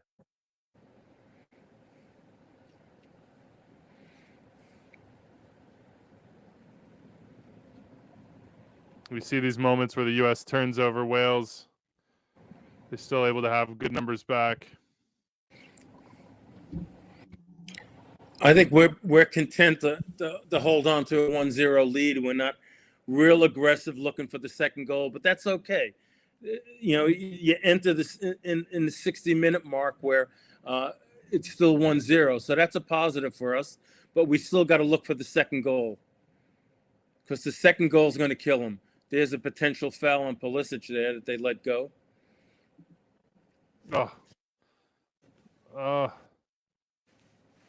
Ooh. Ball's going over the end line, so I think. Yeah, I think on balance, pretty fair. That referee was right on. If you see the replay. At times we're very critical of officiating, but it is one hard job.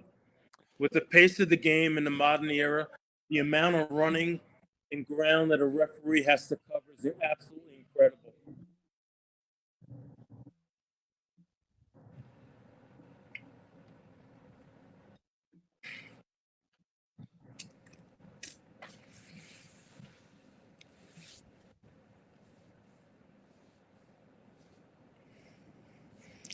I don't know if you've seen the replay of Matt Turner slipping on the goal kick there. Yeah. He wears a size 13.5 boot. And that's part of the reason he's slipping a lot. He's like Bozo the Clown at times. True skis. True skis. Brendan Aronson's set to come on for the U.S. If you had to sort of guess here, it would probably be Weston McKennie, who's on that yellow card. Yeah. This is I really wouldn't argue McKinney's that. first game back in, probably about 6 weeks or so?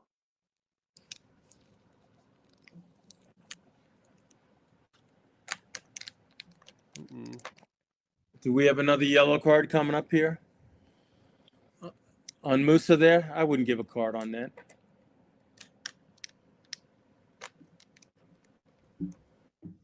No cards so far. No, he just talked to him. Okay.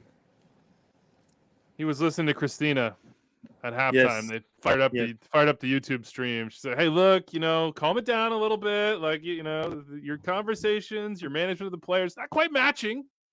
Again, these are the best chances Wales going to get at scoring a goal, in my opinion. So we've got to be smart as we get into the last 25 minutes of this game. We can't be conceding dangerous set pieces. Huge chance coming, according to the chat. Left foot in, swinger in. Popped up. Ball recycled. Popped up again. Yeah, we've got to avoid. There's Gareth. Oh, what a save. Oh, no, it wasn't Gareth. It was Ben Davies. Any dark-haired Welsh player who's diving for the header just looks like Bale to me after MLS Cup. But you're right, Yeah. Bruce. Set piece. Yeah, we're fortunate there. Yeah, we're fortunate. Went right at Matt Turner. He's going to make that save 10 out What of a 10 save. times. Directly over the top of Turner. If it's I left don't, or right, I don't want to man, be critical of your commentating, but we have to expect that save out of a U.S. goalkeeper. Another chance on a set piece. We have got to be smart. We've got to be smart about giving away these set pieces.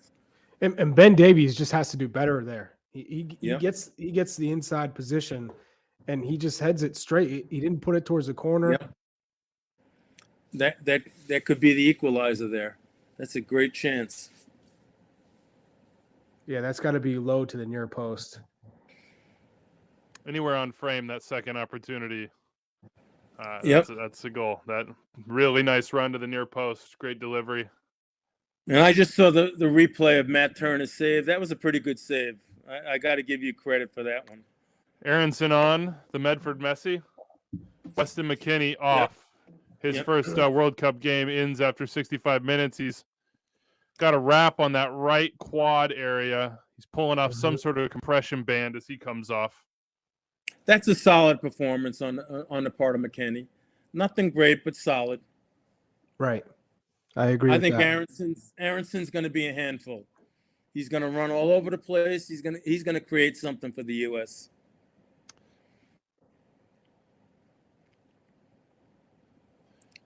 U.S. Advancing into the final third here. Hasn't been a ton of sustained possession in the second half from the U.S. in these areas. No. Oh, Dest with the turnover, not in a good spot.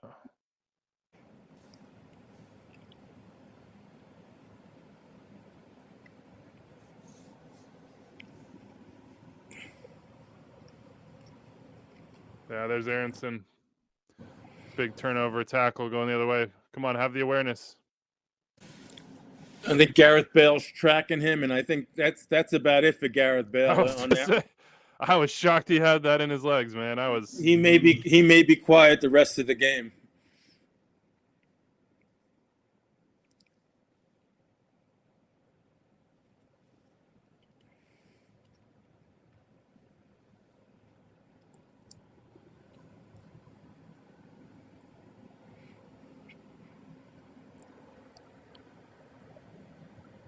Corner kick for the U.S. Charlie, in these moments, 65 minutes into a game, you're up 1-0. What are you thinking as a player? Don't be the one to lose possession. Don't be the one to give away possession and have Wales go down the other end. It's being smart, not taking chances or playing dangerous balls, making the simple pass and making sure you don't switch off. So ultimately for the players who really aren't in those attacking spaces in the final third, that you're there providing cover. You're making sure that if someone misses a challenge or plays a bad ball, that you're there to help. Looks like an injury for. And it looks like Kellen Acosta is going to be coming into the game. Yeah, Probably for Musa, I would think. I think Ben Davies is the one down right now. I believe for Williams. Wales. Looking for a number here. Some changes coming for both sides here. 68 minutes in.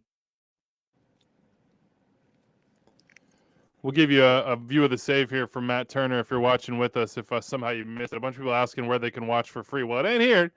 We do not have those rights. We're just watching with you. Legendary U.S. coach Bruce Arena and USMNT forward Charlie Davies here with me. I'm Andrew Wiebe. Big save by Matt Turner to keep it 1-0 U.S. Got Yedlin up, Haji's up, Kellen Acosta's up. We're trying to figure out what the changes are right now. It looks like we're going to be taking out our striker and two of our midfield players. They may go with perhaps two strikers and look to close out the game in a 4-4-2. That's just my guess. Maybe have Pulisic play up top with, if I'm not mistaken, I think Haji Wright's coming into the game.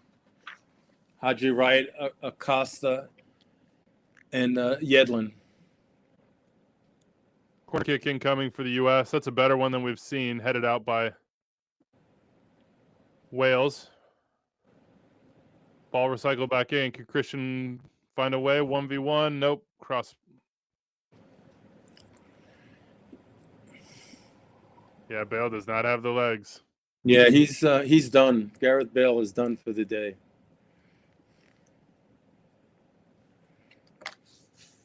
I don't know if he'll be able to recover for the next one.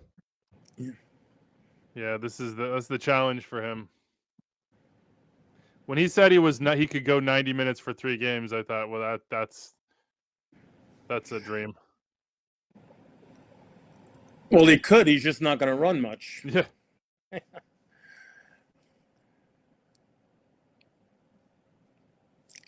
Christian Pulisic is getting kicked a little bit.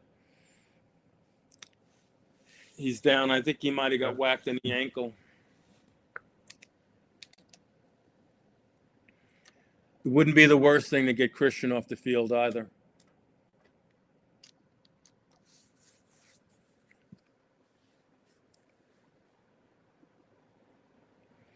He took a stud in the ankle.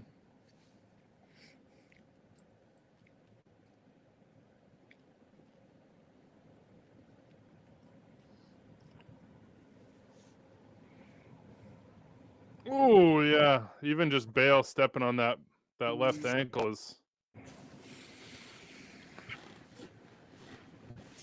20 minutes to go. U.S. trying to start another World Cup with a win. Same way as your goal scorer. Christian Pulisic is the assist man on that. Has the U.S. up 1-0. England obviously on 3 points to top the group from a win this morning, 6-2 against Iran.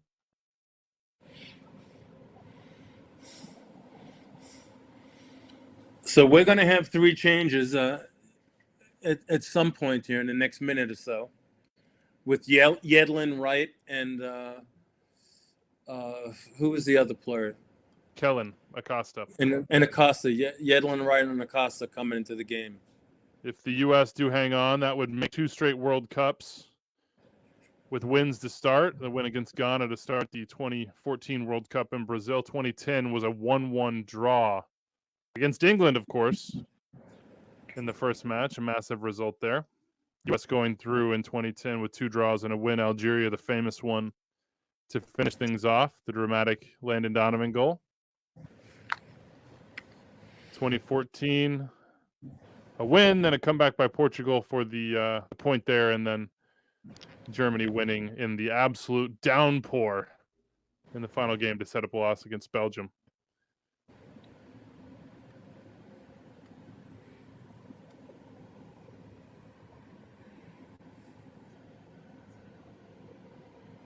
Nice. Well done. Oh, Christian on the left-hand side, a little floated ball to the spot. Aronson Rose just couldn't quite get his head on it. Very close, very close.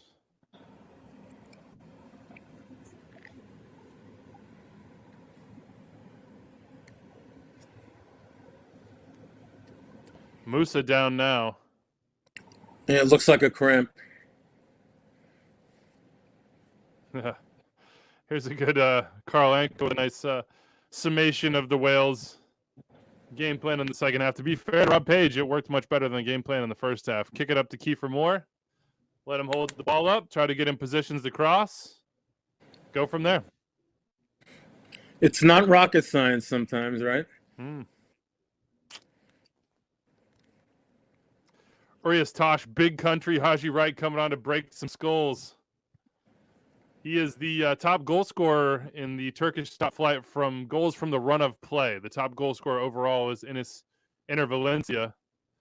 So we have Dest off. He's on a yellow. Musa off, just pulled up with that cramp. Sargent off. He's been sort of a non-factor really since his header off the post in the first half. In comes Yedlin. In comes Kellen Acosta, who is meditating on the sideline right now. And in comes Haji Wright to play up top to be the target of these crosses. I would expect a different striker to start against England. Think that's Ferreira, more in a counterattacking sort of like pace? No, because I don't think Haji? Ferreira plays that way. And he certainly hasn't played that way in the past 3 months as a striker who's going to play off defenders' back shoulders, make those hard runs in the channel. He checks a lot, and you don't want to bring more center backs into that position. You do have Timothy Weah and another winger who are just going to continue to make those runs. So it'll be interesting to see how Haji Wright comes into this game. 15 minutes against Wales. You got the lead. What does that hold-up play look like? How involved is he compared to what we saw from Josh Sargent? Header wide there from Haji, his first involvement in the game. He did a good job initially holding the ball up for Pulisic and just got his head on that one cross there. So he's got a little bit of a presence to start his game.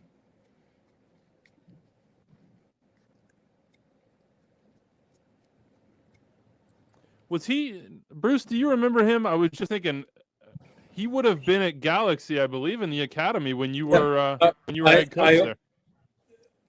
We offered him a contract with the Galaxy, actually a 5-year deal that he turned down to go. I believe he went to Germany. Didn't he go to the Cosmos? He went to the Cosmos for a year, and then he went to Germany off that.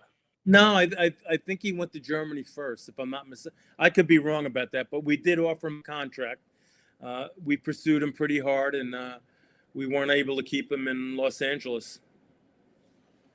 Just missed the cutback from Jedi to Christian Pulisic.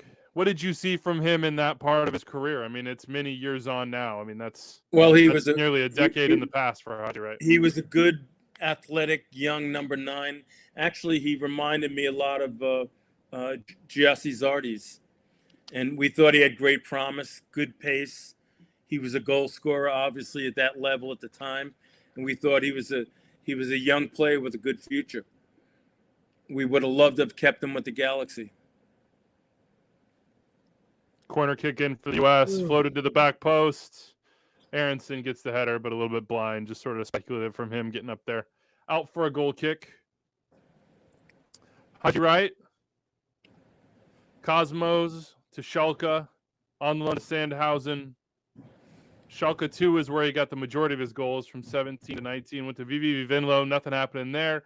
Then went to Denmark, 11 goals in 29 games. And then on to Turkey, where he has really thrived so far in 44 games. He's got 20 goals. And how old is he now? He is 24 years old.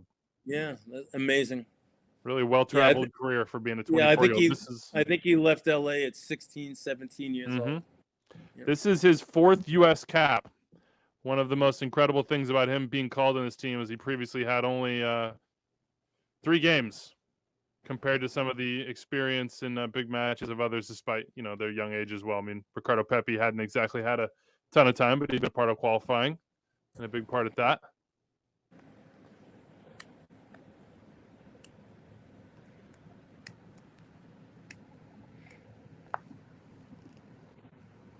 Charlie, how would you grade this performance so far? I would say it's a pretty good performance. I think in my hopes and expectations, if this game were to end 1-0 and they get the 3 points, that probably meets my expectations with how the game went. It obviously they could play better here and there, but ultimately for a lot of these players, first World Cup game, I think this is a result that you want to come away with a win against Wales, considering how England smacked up Iran. It really puts you in a good position to get out of the group, which is the goal. Here's a pretty incredible image I just saw. Timothy Weah's parents, Claire and George, are sitting with the U.S. Secretary of State, Antony Blinken, today in one of the VIP suits. Of course, George, not just an incredible soccer player, but also a statesman of his own right. The president of Liberia. Been in office since 2018.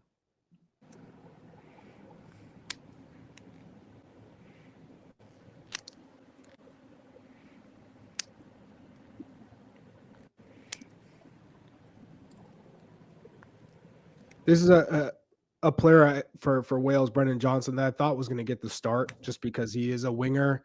He's good on the dribble. Not a goal scorer, but someone who creates goals just with his actions, his movements, his runs. So look for him to really try and get in behind the U.S. back line.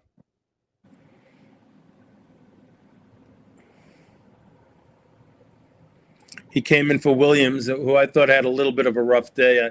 I thought he made a mistake on Weah's goal. Mm-hmm. Ooh, there's a penalty. Oh, we've got a moment for Christina here, I think. Oh, we've got a moment for Christina.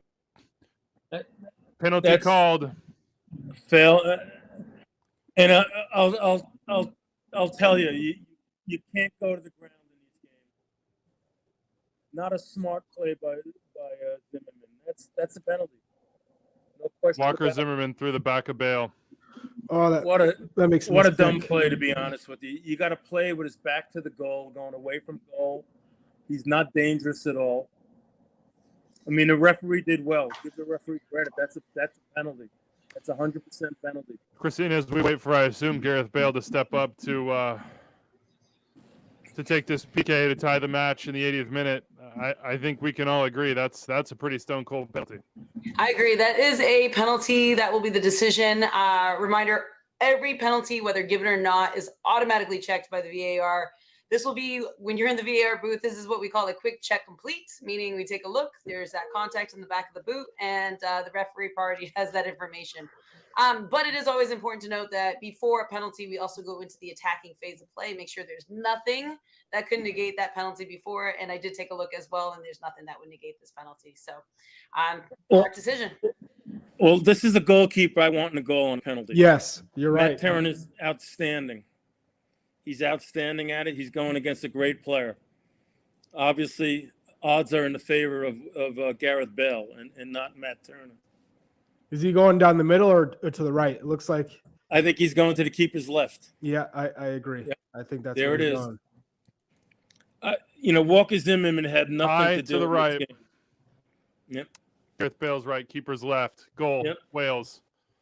Their first Walker's goal had out of the World Cup since '58. Yep. Walker's had nothing to do in this game, and to make a play like that, not smart. Christina, we'll bring you back post game. We've got something to talk about. This is not what the U.S. was hoping for. I was thinking that, Bruce, as soon as that play happened, Walker has not been forced into many decisions so far in this game. And when the time came to make the decision, he got it wrong. There's no other way to put it. I tell you, you do not need to be going to the ground on a play like that. Well, there's 10 minutes left in this game. Mm-hmm. Plenty of time. I think the U.S. has to bring in Reina, right? Yes. Oh, Matt Turner got a hand on that, I think. Yeah. Oh, not he gonna got a save hand that, on though. it. Just too Yeah, much that- pace from Bale. Yeah, that's a great penalty.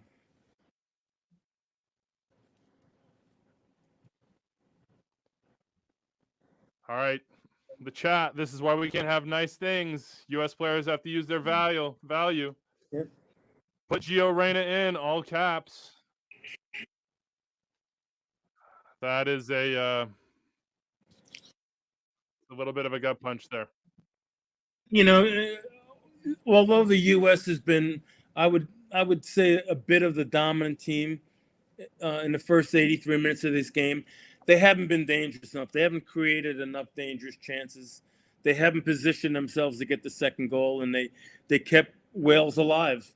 And poor judgment on the part of Zimmerman, and Wales gets the equalizer. And a walk off this field even would be a real tough result for the U.S. team.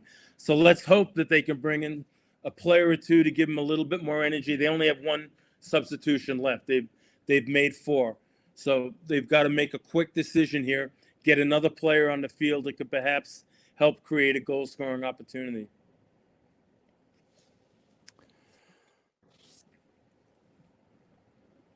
Where's your mind at, Charlie? Where's your heart at? Oh, I feel sick.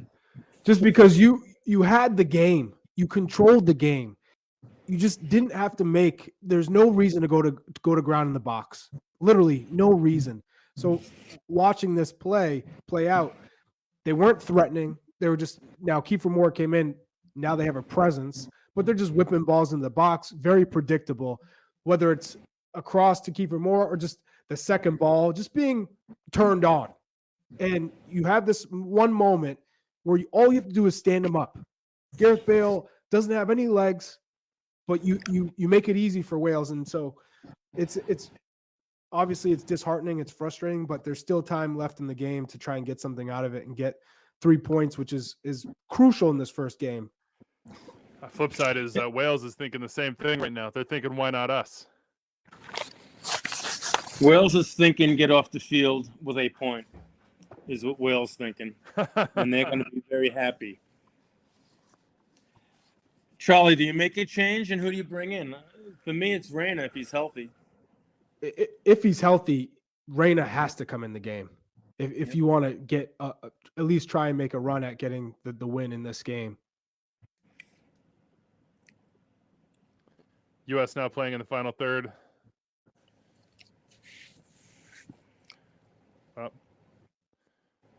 That's the one thing about Tyler. When he turns the ball over, he's pretty good at that recovering tackle of sort of tracking where the ball's going and predicting U.S. in possession. Seems like this might be sort of a common factor. I don't know if Christina was tracking all the stoppage time there, but certainly the fourth official was.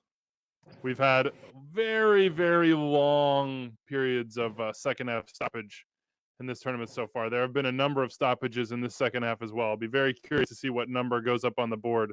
DeAndre Yedlin's cross cleared out of the box here.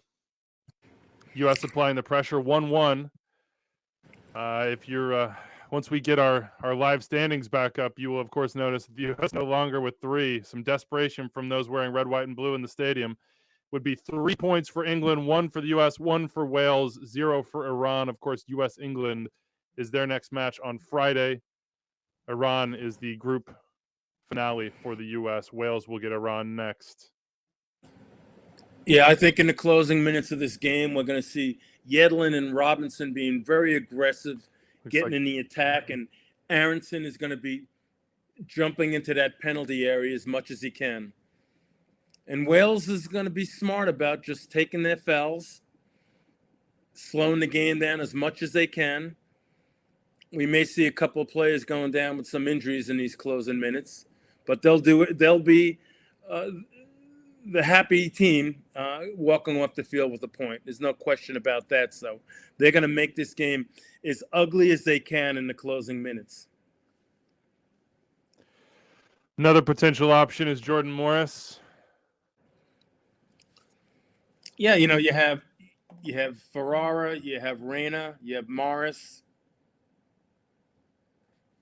Those are all options, and Morris is coming in. So he's coming in for Tim Weah. Tim Weah off. Weah. Yep. So he'll possibly move to the left and maybe Pulisic to the right, or he'll play as a double striker. They can put him up top with Haji Wright as well. They just need to hit some crosses and get in their two big horses in front of the goal. Good job by Matt Turner. I'm probably a little ahead of you guys. Yeah, nice little Seconds snatch ahead.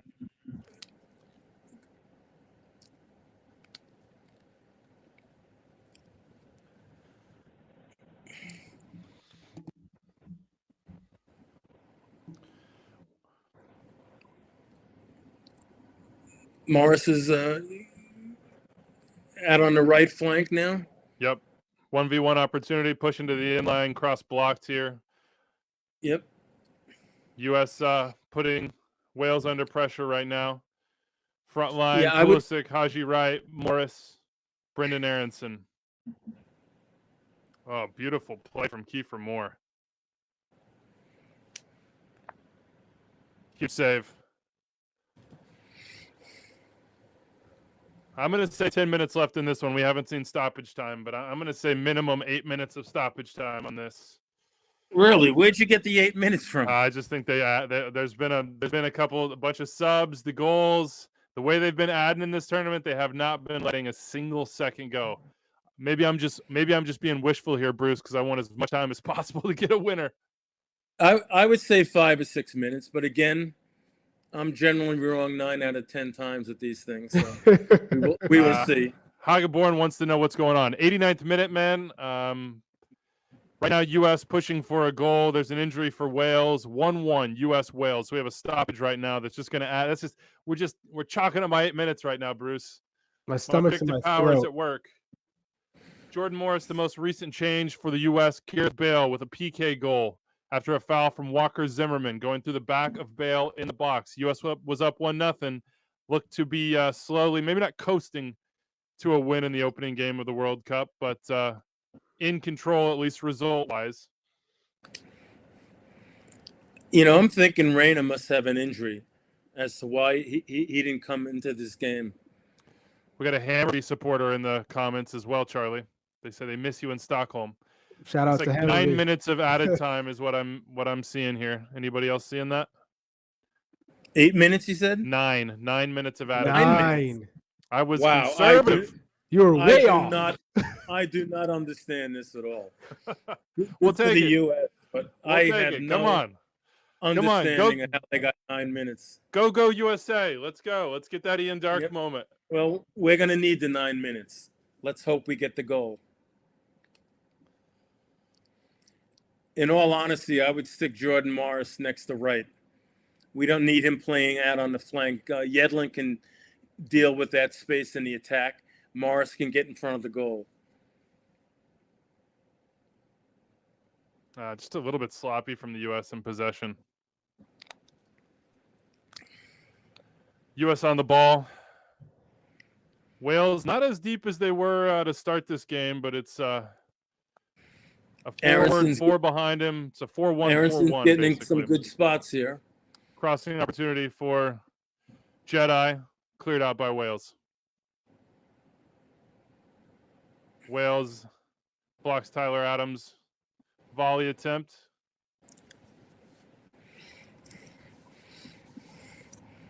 Come on, guys. You know, I don't want us to get off track here, but I believe that the extra time should be made more transparent to people in the stands as to why. Do you want to say we have like a second clock that runs where there's a hand that hits the button and you see it running and then everybody can understand? It is confusing and questionable to people sitting in the stands and people at home how they come up with this extra time. I think it needs to be more transparent. I've never seen you question it on the sideline, Bruce. Not once. Oh, once in a while I do. I don't know if you've seen me at all. Oh yes, I have. But if I'm the coach of Wales right now, I'm not happy. Sub for Wales, trying to slow things down as you said, Bruce, trying to get out of here. Wilson off. Yep. That'll add another minute, I'm sure.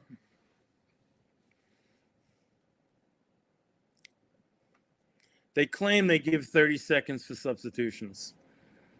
Whether that's true or not, I've never been able to figure it out. As it stands right now, 3 points for England, 6-2 winners this morning against Iran. If this result stood, it would be 1 point for the U.S., 1 from Wales. Wales will play Iran in their next match. The U.S. will have England on Black Friday. Yep, this is going to come down to one of these goal differentials and goals scored and all of that. It could be, depending on the result of the U.S.-England game, it could be a real crapshoot for who's going to finish second in this group.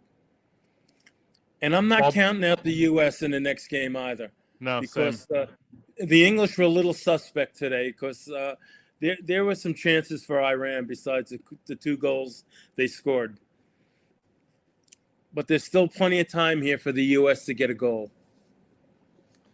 Charlie, man, I feel in your pain here. You're Yeah. The vibe changed. The vibe really changed. Wales in the U.S. final third right now. Crossing opportunity coming in. These are the moments that give you a little. But still keep this in mind. If this result ends up in a draw, going into any World Cup to say that we got a point in the opening game is not bad. No. So it's not all doom here.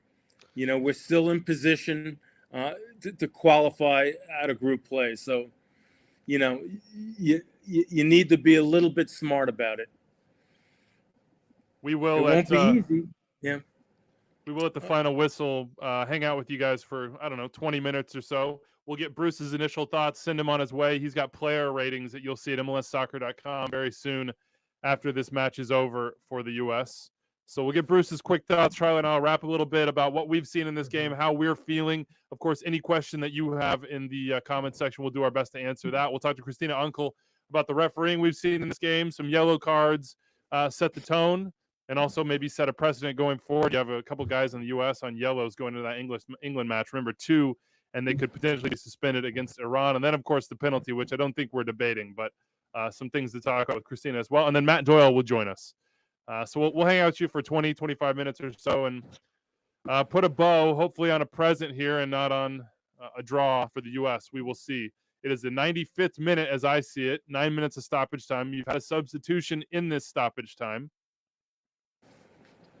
U.S. looking for an opportunity. So far have not been able to create a clear chance. Really, the second half has been a little bit devoid of opportunities, clear goal-scoring opportunities for the U.S. Yedlin with a throw-in in the final third, trying to find a way through this packed-in defense for Wales. They see a point on offer, one that wasn't there for much of this game. We don't have enough players taking chances at goal. We have 6 shots in the game. Wales, who are defending for 45 minutes, have 7 shots and 3 of them on target. We're not testing the keeper enough. And I think that goes back to that number 9 play, because either you have a 9 who's threatening the goal and playing in behind and stretching the back line for players underneath, or checking and creating for Pulisic and way in behind. But also out of our midfielders, whether it's Weston McKennie, Musa, just taking shots. We're not taking opportunities to create our own shot. I don't disagree with anything you said there, Charlie.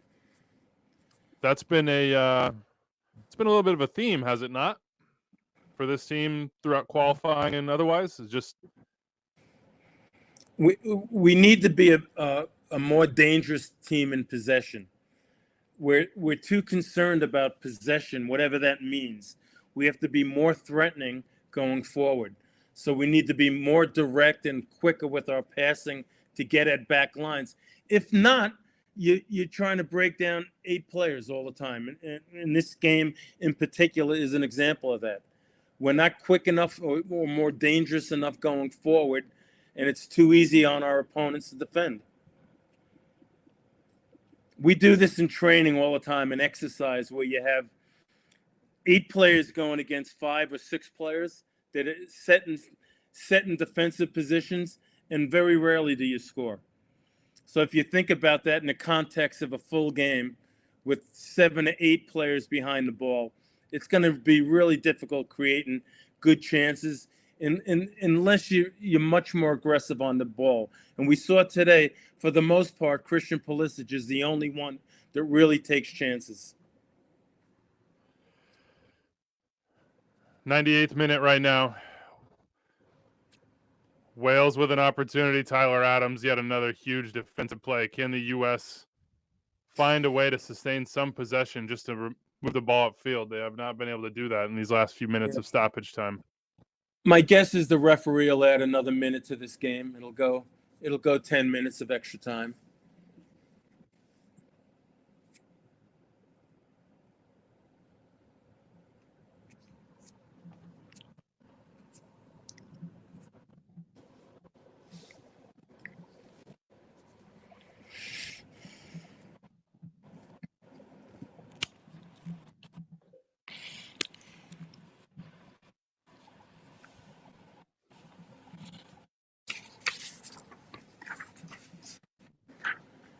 Who's got the second highest rating in the match for you, Bruce? Well, I have Turner and Pulisic as the highest rated guys because Matt Turner still made a good save when things are really quiet most of the game. I think Pulisic has been steady, and I also obviously have to give Weah credit for scoring the goal.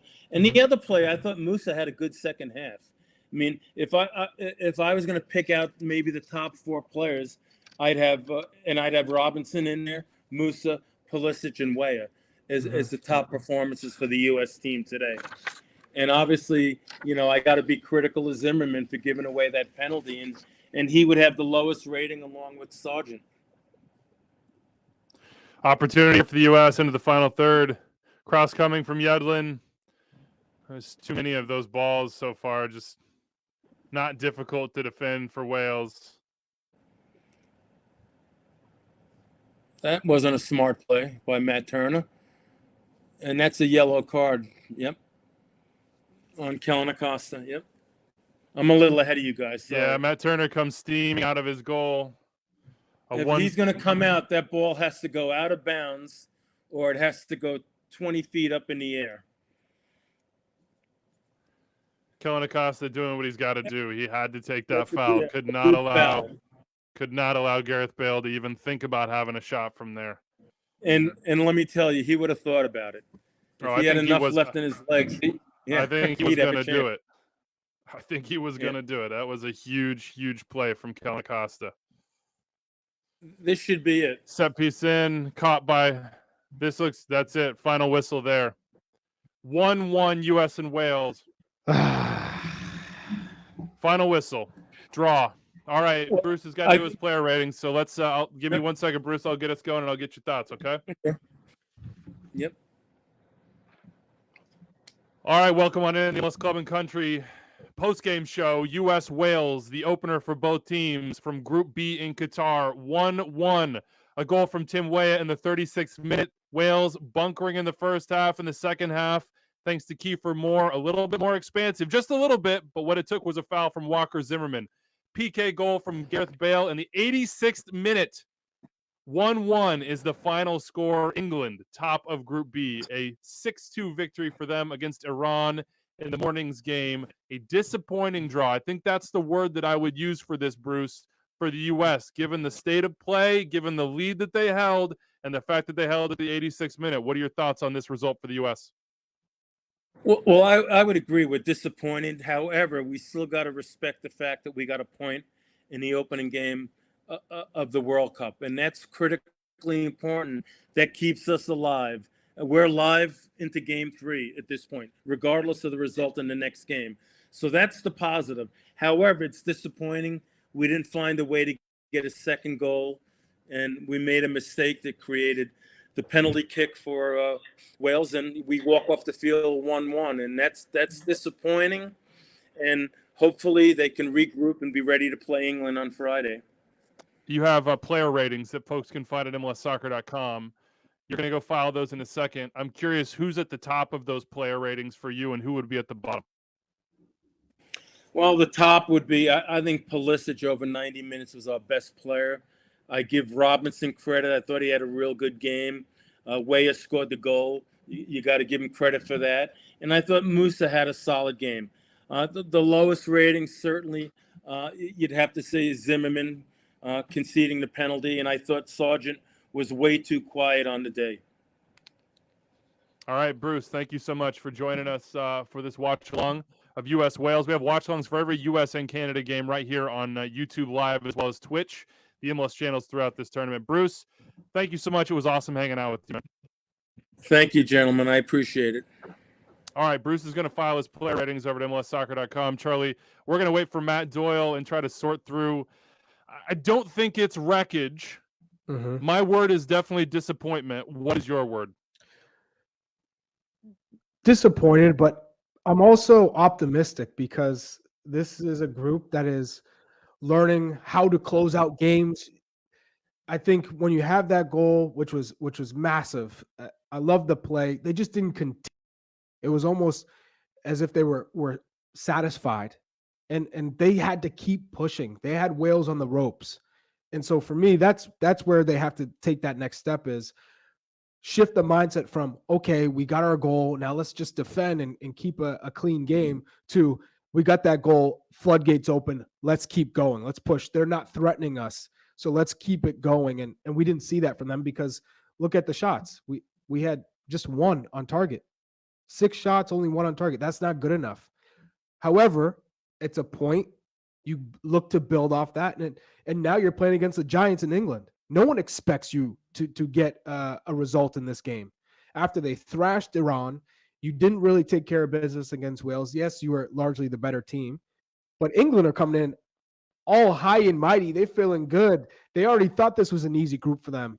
The 6-1 result in the morning, I think, further justified that. So now they're coming in. They're feeling pretty good.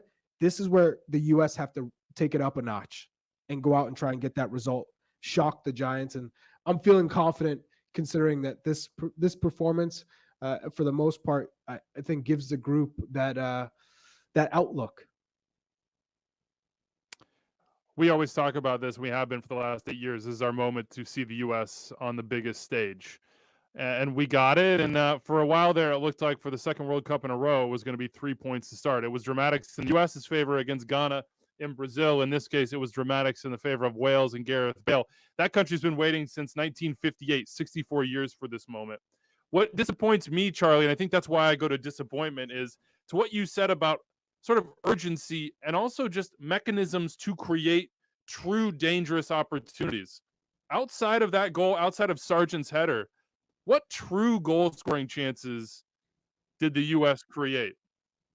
And, the whole first half, Wales is in a deep block. They're inviting pressure. They're saying, try to break us down. We didn't really have a mechanism to do so. We didn't really have players who were getting in positions for either the runs, for the 1v1s to win, to sort of stretch that back line and make them go backwards. And I thought the second half, what disappoints me is coming out of halftime, you just need a goal. Wales did not have 2 in them. They barely had 1 in them. And the only goal they got in this game was via error on the U.S.'s part. Walker Zimmerman, I think, is going to look back on that play and really rue the fact that that he makes that decision in that moment. Really the first big decision defensively he had to make all game. But this is where we've sort of complained, commiserated, wondered if the U.S. has that extra gear, if they're able to create opportunities at a volume and from a state of play. In this case, Wales back saying, hey, can you break us down? We've wondered if they could do that, and they didn't show that they could in the second half, and that's disappointing to me. In the first trip back to the stage in 8 years, I wanted more. I wanted more from sort of a, certainly from a results perspective, but also just from a, an urgency and aggression perspective. What I wanted most was to see this U.S. team come out and say, this is our game. We are going to take it. And I just don't know that I saw that for anybody other than Christian Pulisic tonight, and he just absolutely got beat up trying to do it in the process. Yeah, I would say Josh Sargent had that early near post flick. Other than that, not too threatening. And so I think with Timothy Weah's goal, that also gives me encouragement and hope that Greg Berhalter will move him to the 9 to start, just because of those runs. That's what you need from a 9. Haji Wright even came in with that burst of energy, showed he could hold up the ball, has a little bit more pace than Josh Sargent. I think that's where we need to focus on that number 9 position, because it's going to open up everyone else underneath. And that way you can ultimately get another gifted player with the ball at his feet, whether that's Brent Aronson playing in that right winger spot to come in and set the press, or Gio Reyna, who's very gifted. And now without Gio Reyna getting minutes in this game, it's either A, he's not quite fit enough, which I hope that's not the case, or B, they were saving him for the England game, considering this was the result. It was 1-0. They did enough to get it. And then once Wales got that goal, they figured we're not going to put him in to take off Christian Pulisic or take off another attacking player. We'll wait. And so he'll be good to go from start against England. I'm hoping that's the case, but the number 9 position needs to be a little bit more dynamic, just because we saw Josh Sargent, he lost the ball a couple of times. I can just see him making the move to get in good spots, but just didn't seem ready for the occasion. It was a step too slow in a lot of cases. And that for me is not going to be able to do it for the U.S. to get them into the next round. All right, Matt Doyle will be with us in a second. Let's bring Christina Uncle in. She is our refereeing expert. This is a game, Christina, in the first half dominated by some yellow card decisions. And in the second half, the big question mark was a penalty that I don't think was a question mark. What did you think of the referee's performance? And what were the big themes for you today on that side of things? Yeah, so I think collectively, kind of like you said, maybe the referees did go back and talk about player management and kind of a little too strong, right? At the same time, we didn't see as many yellow cards, right, in the second half when we dealt with that. But the penalty, we all agree, it's silly. The referee had a great angle on that, called that. That's what in the referee world we call this an easy penalty kick that we kind of want, so that we know that there's no controversy surrounding it. And another really good call in the 60th minute. There was a challenge on Ballistic as well. And, that wasn't a good no-goal. But right here, right, we got that challenge on the back. Ref has a great angle, great call. Unfortunately, it was pretty reckless by him to commit that. But you got to give it, as the referee did. Agree with that. Agree with the fact that he changed his management style of the players. But one of the biggest things that, like I said, that right there, that's pretty darn clear. So I don't think there's much contention. But one of the probably bigger contentions, in my opinion, on this overall match, and I think there's going to be quite a bit of tension, is this, this emphasis on strict refereeing in the game. Right, that's something that Colina has come out, the chairman of the referee committee, saying we're going to have really strict refereeing. And where that tension is going to happen is we have yellow card accumulation in this tournament, meaning 2 yellow cards, you sit out a game, and it does not reset until we enter into semifinals. I think we're going to find a lot of tension there, and probably seeing some of these stars, right? We have 4 in the United States already sitting on a yellow card. They're going to have to play pretty careful in the next match. All right. Thank you so much, Christina. We hope for fewer PK decisions in the future to come. Greg Berhalter speaking on Fox right now. Matt Doyle is with us. We give thanks to Christina for all her expertise. 4 yellow cards, as she said, for the U.S. Tim Ream in the 51st, Serginho Dest in the 11th, Weston in the 13th, and Kellen Acosta in the 90+10 to prevent a Gareth Bale shot as Matt Turner spins and recovers. Doyle, we both gave a word for this match. Mine was disappointment. What is your word for this opener at the World Cup for the U.S.? I thought promising. I really did. Yeah, I really did think it was promising for the U.S. Obviously, I mean, they switched off after the goal and they were never able to get the game back. But I thought a lot of the guys out there played pretty well. They were missing some sharpness in the final third. I thought Pulisic was really poor. I didn't think that Josh Sargent provided much on the ball, though I thought his work off the ball was really good. But there were some obvious moments, especially in the second half, where it's like, if you just pick your head up and you look to the right, Christian, you'll see Tim Weah making another run, and you'll get your second assist of the game. So I thought that there were moments. I thought it was a promising performance. I thought they didn't give Wales anything from open play. And that's, for the second youngest team in the tournament, I think the second youngest team the U.S. has ever had in the tournament. That's not a terrible way to open this World Cup. It would have been better with 3 points. And I thought we were the team that was closer to getting those 3 points. So I'm not super disappointed by it. I think that's the disappointment for me, is that they're on the brink of delivering on the performance with the result, and one moment sort of takes that away. Give me your 3 things from this game. What are you sort of thinking about adding up? I know you just filed your column, so what stands out the most for you, Doyle? I mean, the first thing is just when you have control of the game, the best teams keep control of the game.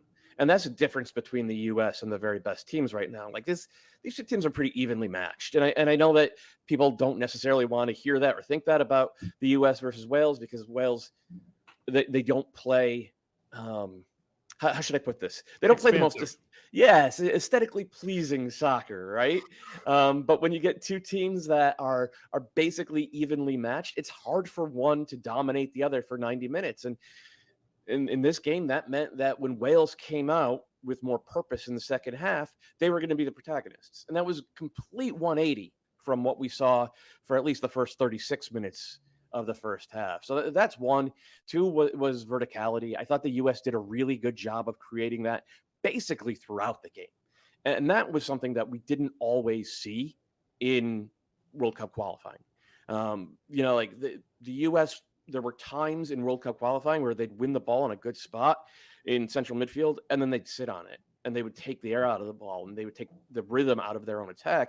And we didn't see that this game, which is why I thought it was promising. I thought there were a lot more moments to get out in the open field, and they just didn't quite execute on them. And then the third was, like, for half an hour there, the U.S., I thought, did a really good job of dictating the pace and tempo of the game with the ball. They were doing that disorganize the opposition with possession thing that Berhalter always talks about. It wasn't perfect. Like, they didn't look like 2010 Spain, but there were moments. And for a young team getting their feet wet in the World Cup for the first time, I think it's is a pretty decent showing. Charlie, what do you think of Charlie's nonverbal reactions to all of that were so expressive. I just wanted to bite my tongue. I'm positive like Doyle, because it could be worse. You're getting a point in the opening match of the group stage, but we are better than them. On paper, pound for pound, we are better than them. In the game, we showed we are better than them. But I think when we get that goal, because the game went exactly how I thought in my mind it would go, with Wales defending and just trying to keep it close, wait for that one moment for Gareth Bale to come alive and create that magic. Or if we're over aggressive and we left Daniel James in those positions to be 1v1 and you're just in a foot race, pace for pace, that they would have that breakthrough. But we made it so predictable. I thought both Walker Zimmerman and Tim Ream did a good job of playing with each other. One would go, one would drop, and they would provide that cover, and it was seamless. I thought that was very positive in the first half. We made it easy for ourselves in terms of defending. But once we got that goal, and now we said, hey, Wales, come. You can't drop now. They still sat, and we didn't take it to them. We didn't take those opportunities to be a little bit more aggressive. And that's what, for me, is a little bit disappointing, because we did enough to win this game. We should have won this game. However, we didn't lose the game. So if you're looking at it from that standpoint, I still think looking forward, we're going to give England and Iran more trouble than Wales, because of the style that they play. You don't know how much Gareth Bale has in his legs, because I thought he overextended himself in this game, having to run a little bit more than probably he wanted to. But I think we just didn't take around the box. We weren't good enough.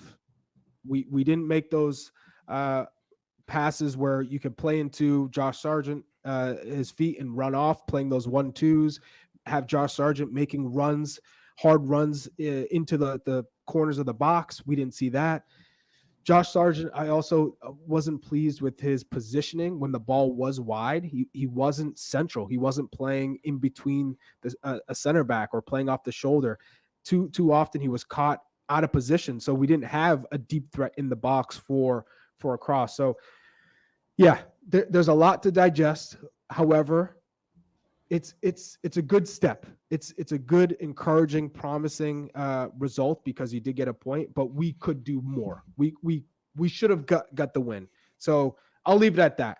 I'm conflicted on the inside because on one hand, we got a point.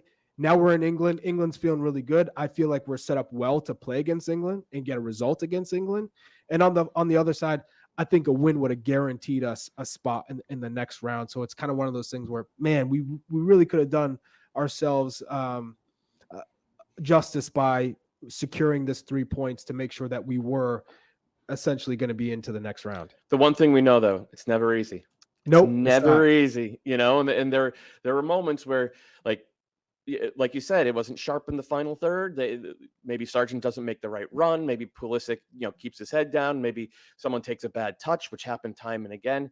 I think coming out of this game, there will be a better because it's such a young group, right? I think there will be a better understanding among those guys of how quickly you have to execute in those moments. And so that, and the fact that they were, I thought, pretty clear-eyed in how they wanted to build from the back and were able to do it very well. I can't, after what we went through in 2018, I can't bring myself to be spitting venom here. Like I'm okay with this, Yeah, there's no venom from me. I guess again, to go the disappointment, it's what Charlie said about it being complicated or hard, as you said, Doyle, that this isn't easy. And there for 86 minutes, not that it was, but we had an opportunity to up the level of ease in getting onto the knockout round, to make these next two games a little bit more straightforward, to make the England game and scoreboard watching that Iran-Wales game less stressful. And that's something you can forget after 8 years. And, of course, Wales has not forgotten, I'm sure, for 64 years. It's just how stressful this is. 270 minutes in 90-minute blocks. All it takes is one error, and we haven't talked about the one error, really. Yeah, Walker Zimmerman, a tackle I think you can describe as rash, a decision he would not make again, obviously. Doyle, what did you make of that moment in the match? I mean, it was the one time the U.S. fell asleep on throw-in. I was going to say a set piece, but like they completely went to sleep on that throw-in from Wales, and give credit to Aaron Ramsey for sneaking in behind and seizing the moment right there. And I think Walker Zimmerman saw that and kind of knew that Gareth Bale was right there, and he made a rash tackle to try to scramble away what had happened because of a sort of a systemic collapse from these guys. And it goes back to being another harsh but I think valuable lesson. Like you can't put your heads down for a moment on an attacking set piece or attacking throw-in, which is essentially a set piece for a team like Wales with how they play. I mean, nobody involved for the U.S. covered themselves in glory in that moment. And it was also one of only two times Wales came close to scoring. This is not a bad team, guys. I know Charlie says that the U.S. are better on paper, and I get that. But at the same time, Wales got out of the group in the Euros last year. They made the semifinals of Euro 2016. They have guys like Ramsey and Bale, very, very good players, very experienced players, not just in competitions like this, but also in Champions League, and Premier League, and La Liga. So it's like, it's just a really harsh lesson for everyone from Tim Ream, who fell asleep, to I think to Walker Zimmerman, like everybody except Tyler Adams fell asleep in that moment. That's what happens. So hopefully it doesn't happen against England. There are the group standings in Group B. First match day over, England, full 3 points, 6-2 winners against Iran in the early match, +4 on goal differential. They are off to a good start toward finishing atop this group. United States and Wales both on a point each after a draw. Obviously, goal differential 0 for both of them, -4 goal differential for Iran, who had a tough morning. Had some moments against England, but during a stressful period for those players, given what's happening in that country and representing that country on a world stage right now. You could see there was a certain weight on their shoulders that England was able to take advantage of, in addition to sort of the disruption that the goalkeeper being forced out of the match, thanks to concussion protocol provided. All right, it's Black Friday, U.S. England, 1-1. In the opener in 2010, we all remember that. Rob Green, Clint Dempsey. That was the beginning of what would be a group-topping performance from the U.S. We'll have another watch-along for that one. Bradley Wright Phillips will join us. Should be a good time. Myself, Charlie, and Bradley. And then Matt coming in for the post-game show. Christina Uncle, who's been a really great resource for us as well. Here's our referee expert for that game as well. Let's look ahead. Where was Gio Reyna? Would have been nice to have Gio. He's injured. I have from a couple sources close to the team that he picked up a knock. I'm not sure how bad it is. I don't think it's going to rule him out for the rest of the tournament, rest of the first round at least, the group stage at least. But the reason he did not play today is because he picked up an injury. What are you looking for against England, Charlie? You said you're encouraged. You think that they can get a result. Obviously, yes. England are the favorites in this group. What encourages you? Well, Iran had moments when watching this game in the morning. They throw numbers forward, and because they are so confident in their 1v1 marking, Eric Dyer and John Stones largely were 1v1 in a lot of instances, and Iran just didn't have the players. Taremi also had opportunities where he just wasn't, I think, quick enough, and the balls in behind weren't good enough. But that ball behind the back shoulders of both Dyer and John Stones is on, and they were vulnerable, and they had those moments, and Iran just wasn't, I guess, clinical. They defended well, I'd say, for the first 30 minutes or so, but then they just didn't get that pressure. They played so narrow, and then if you're going to give Kieran Trippier that much space and Luke Shaw, eventually things are going to happen for England, and that's exactly what happened. They were pressing on set pieces. Then you get the cross from Luke Shaw to Jude Bellingham. Once that goal went in, you could see the pressure basically was gone from England, and they just wiped the floor. And again, to our point, England kept going. They didn't stop. We got that goal, we stopped. Yep. And so therefore, I think if we can be a little bit more defensive in this game against England, but when that opportunity does provide a chance for us to get on the ball and play quick and be direct and not so much side to side, I think we will find those moments to get a chance on goal. What are the odds the U.S. gets to the knockout round? Where do you have those at right now, Doyle? I'm thinking of different scenarios. One of them would be England win and Wales win, and all of a sudden Wales is on 4 points. England's on 6, already guaranteed to go through, and the U.S. is on 1, and a draw between Wales and England would put them out. How much is on this game against England? I mean, how deep down the scenario hole should we go? Because there are other scenarios. There are positive ones. That's the negative one. Mm-hmm. What are the odds at for you? Do you still think this is a good chance for the U.S. to get out? It still feels like a coin flip to me. I don't think that England will be interested in taking the foot off the gas in that final game against Wales, even if they're on 6 points already. I don't expect Gareth Bale to have much in the tank in that final game. Even if Wales are on 4 points or even just 1 or 2 points and desperately need it. So I think it still feels like a coin flip to me. It would be very nice if the U.S. were able to get something against England, but I don't think you can count on that, especially given that I expect that Berhalter's going to have to rotate the squad a little bit, maybe to protect some of the guys who are on those yellow cards.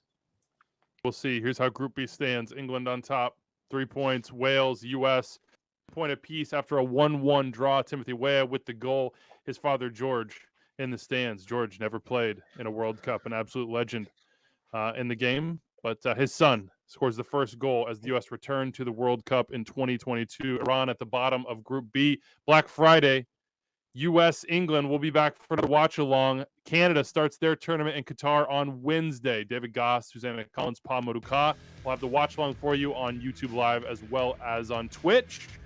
Club and Country Today is your source every single day wherever you listen to podcasts, and also, I believe, on Twitter Spaces, depending on the day, to tune in to what's going on in the World Cup.